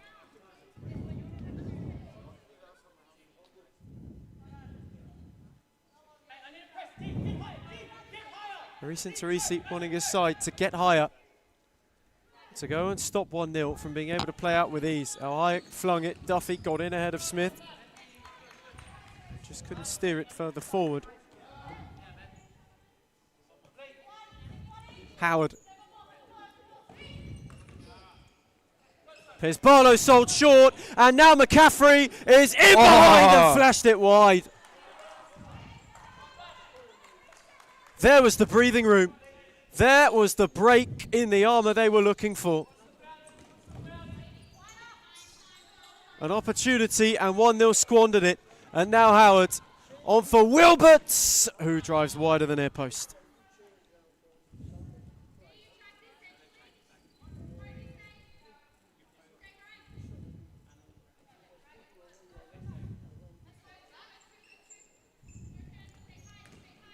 Still Hart search for an opening. Still they look for a way through.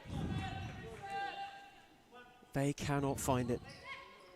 1-0. Have given them nothing so far in this second half. Howard with height, not for Piers Barlow. Cut out by now 2, one to another. And now they take the sting out. McCaffrey. Smith. Now 2, that's really well worked. McCaffrey away from Howard. Lovely swivel and a good save from Olsen. No, that was some of the best of Sophie McCaffrey. That was excellent by the youngster. Just under 8 minutes left in this game. If Carlton are going to score, they need to do it soon. McCaffrey waited on now 2 to overlap, though the touchline didn't.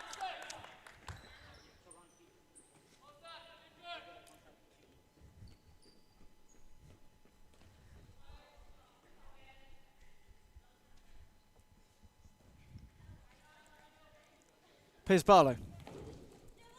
Lifted on to Lamari. Wilbert just waiting to make her move. Duffy. Set it back for Piers Barlow. Quick glance at the time from the Carlton Hart bench. You wonder if it's going to be time for a chat. Duffy, Piers Barlow. Hugging the touchline too tightly. This is the source of some Carlton frustration. And you get the feeling now that for 1-0, it would take a cataclysmic fall-off for a timeout to be issued. McCaffrey. Wilbert hustled her. McCaffrey's been mighty impressive this evening. Duffy, Wilbert, cut out by now two. Who's all on her own to charge. Karina, shielding off Wilbert. Wilbert then went and picked a pocket, and now two did well to retrieve it before she went running.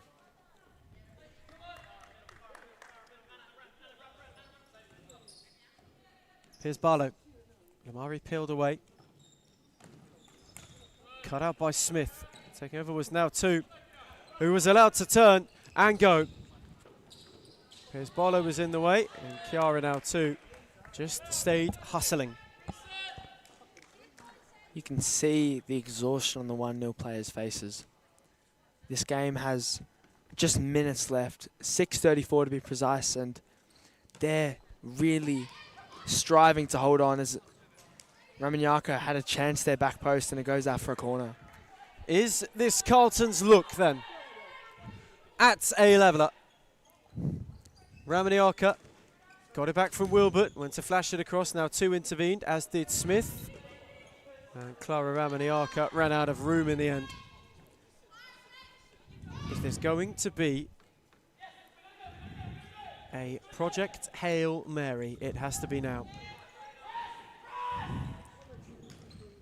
Hart will be pondering it on the bench. Piers Barlow couldn't keep it alive. They've got to find a way to flip this game. At the moment, 1-0 are on course to cut the gap right down on Melbourne Aku. If it stays this way, not only do Hart miss the opportunity to go above left foot as Olsen parries and Ramanyaka clears. If it stays this way, Hart stay rooted at the foot of the table, but for 1-0, it would give them a 4-point buffer to Northcote. They'd be two from Aku. Sorry to cut you off, Ethan, but Reece Tracy has handed in his timeout slip, and it now will be a Carlton timeout. So Hart will have a word. They've got to find a way to save themselves as we get a timeout. It's 1-0 to Carlton, Hart 1.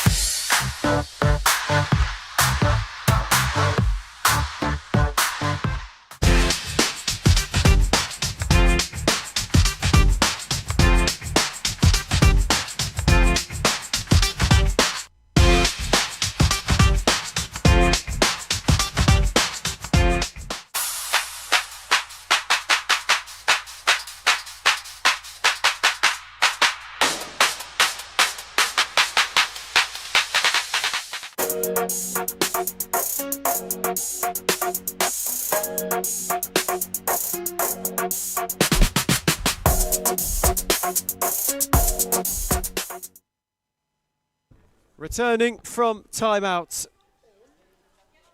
Hearts have got to find a way to save this game.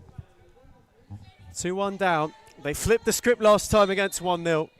Reece and Teresi and Co will be hoping lightning strikes twice. They need this. It will take them off the foot of the table.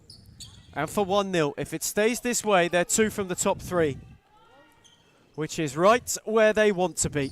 As Lamari, Piers Barlow couldn't take it under.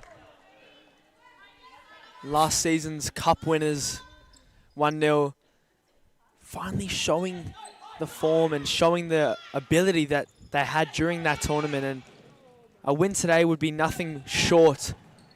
Wilbert, Of incredibly Ramanyaka impressive. 2-2. Hart have got their leveller. Ramanyaka just rolled through on the right-hand side and rattled the roof off. Teenage kicks. The teenage kick to get Carlton level now. Now 2 went from range.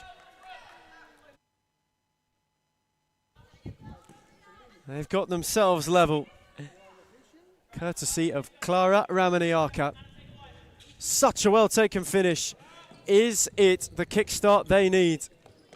Can they do it again? Find a way from seemingly nowhere. Lamari was pressed by McCaffrey, who's just got to be a bit cautious. Wilbert waited on the run of Lamari. Ramaniaka. Here's Barlow. Lamari. You can really see the legs are starting to go now for 1-0. There's Lamari with too much loft for Piers Barlow. That's a good point you make. They're starting to tire now. It's quite obvious. They were hoping to hold on. Maybe pinch one on the break. They are close to 36 minutes straight of stop clock futsal. That is an all-timer of an effort. You have to respect their efforts regardless of the result. McCaffrey clip long. Olsen there to gather. Speared it long. McCaffrey again with a good read. She's having that kind of night. McCaffrey took a tumble and nothing was awarded. Costa Frutis and Claudia Damazi can't believe it. There was enough contact for a case there. The refs must have better eyes than we do. Waved away. Piers Barlow, McCaffrey in firmly.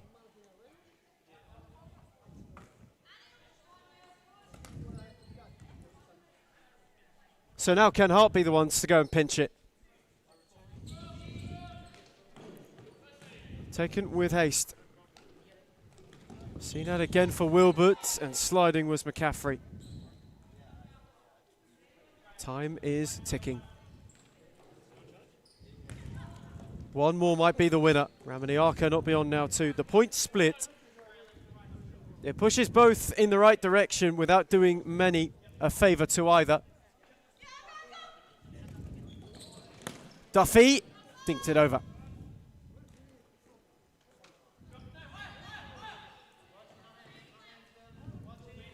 Have 1-0 got anything left in the tank? Or can Carlton go and claim it?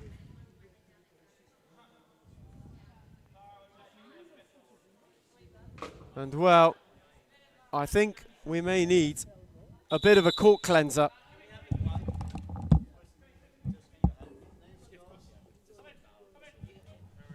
So the court needs clearing, and it's time for both to have a word. This might be the breather that 1-0 need.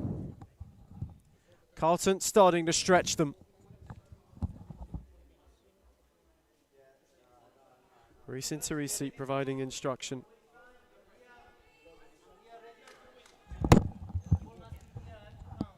Credits to the Commissioner, Joshua Fusco. Court cleared, we are ready to go. Under 4 remaining. McCaffrey charging. Gave it away to Wilbert, who sold Ramaniaka short. Now 2. Ramaniaka didn't need to get a foot on that.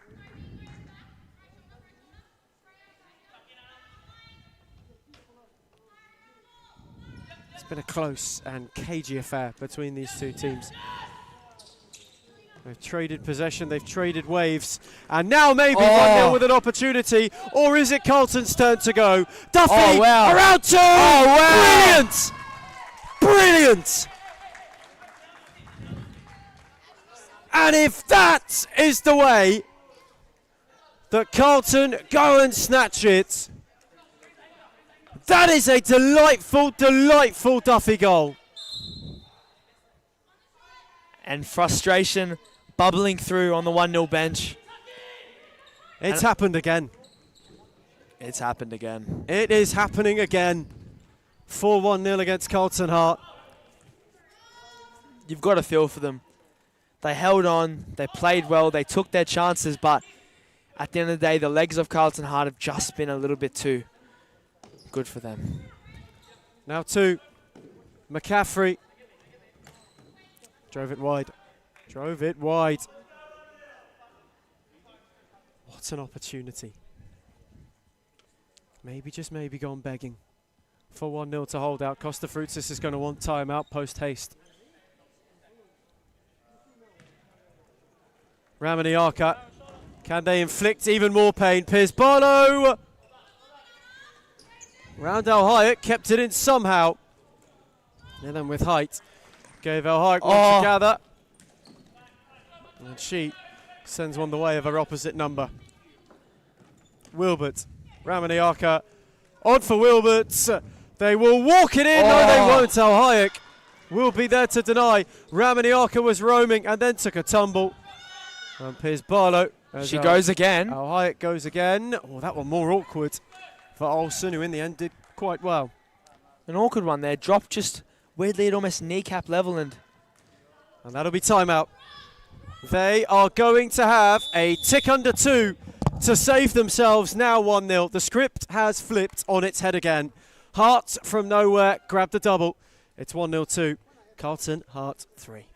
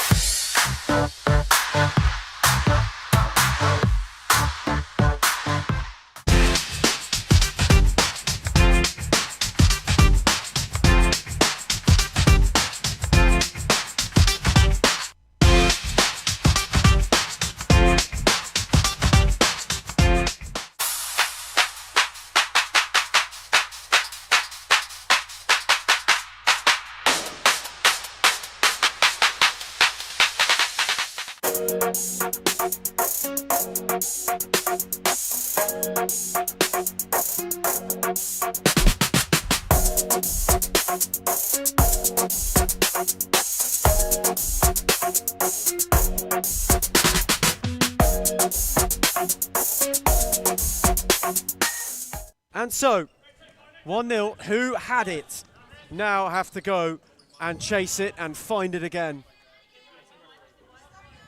They had Hart where they wanted them. Just under 2 to go. Can they find something? McCaffrey, who has been mega. Duffy got in the way.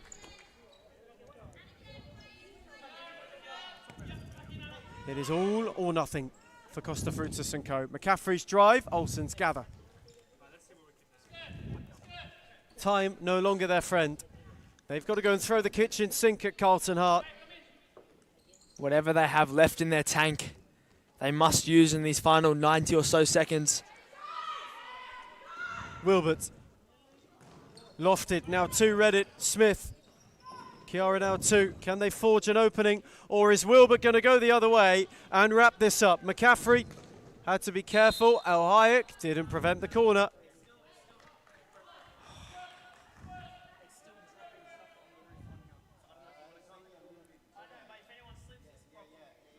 .66 to the close. Piers Barlow belted it over.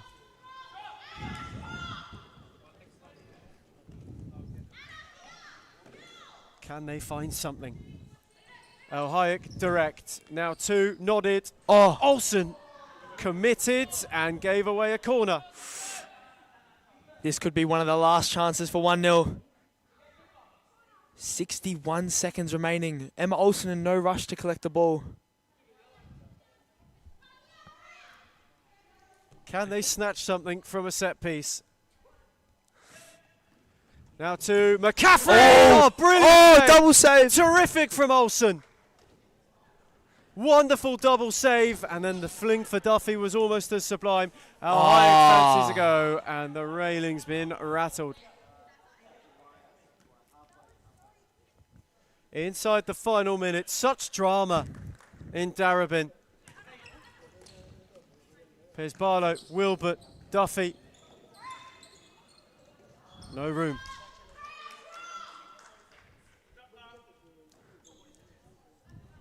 As it stands, they go off the foot. They plunge Northcote to the bottom of the table. McCaffrey's clip. Row. Read by Wilbert. Here's Barlow. Duffy. Ramaniaka. On for Duffy, whose touch was loose. Now two cleared, only as far as Wilbert. Time ticking. Wilbert, Ramaniaka. Smith got an inadvertent deflection, did well to prevent the corner. McCaffrey was swarmed. Cleared to Olsen. That might do it. That might go and do it. Emma Olsen almost expired the time. 5 seconds remaining. Everyone up. Now or never then. Al Hayek with loft. Wilbert up. Here's Barlow tumbling. Carlton are going to snatch it from the very, very depths. 1-0 had them right where they wanted them, and Hart found a way again. A Hart stopper to close out in Darebin. And it's Carlton who have a heartbeat. They drag themselves off the bottom of the table. Full time, 1-0 to Carlton, Hart 3.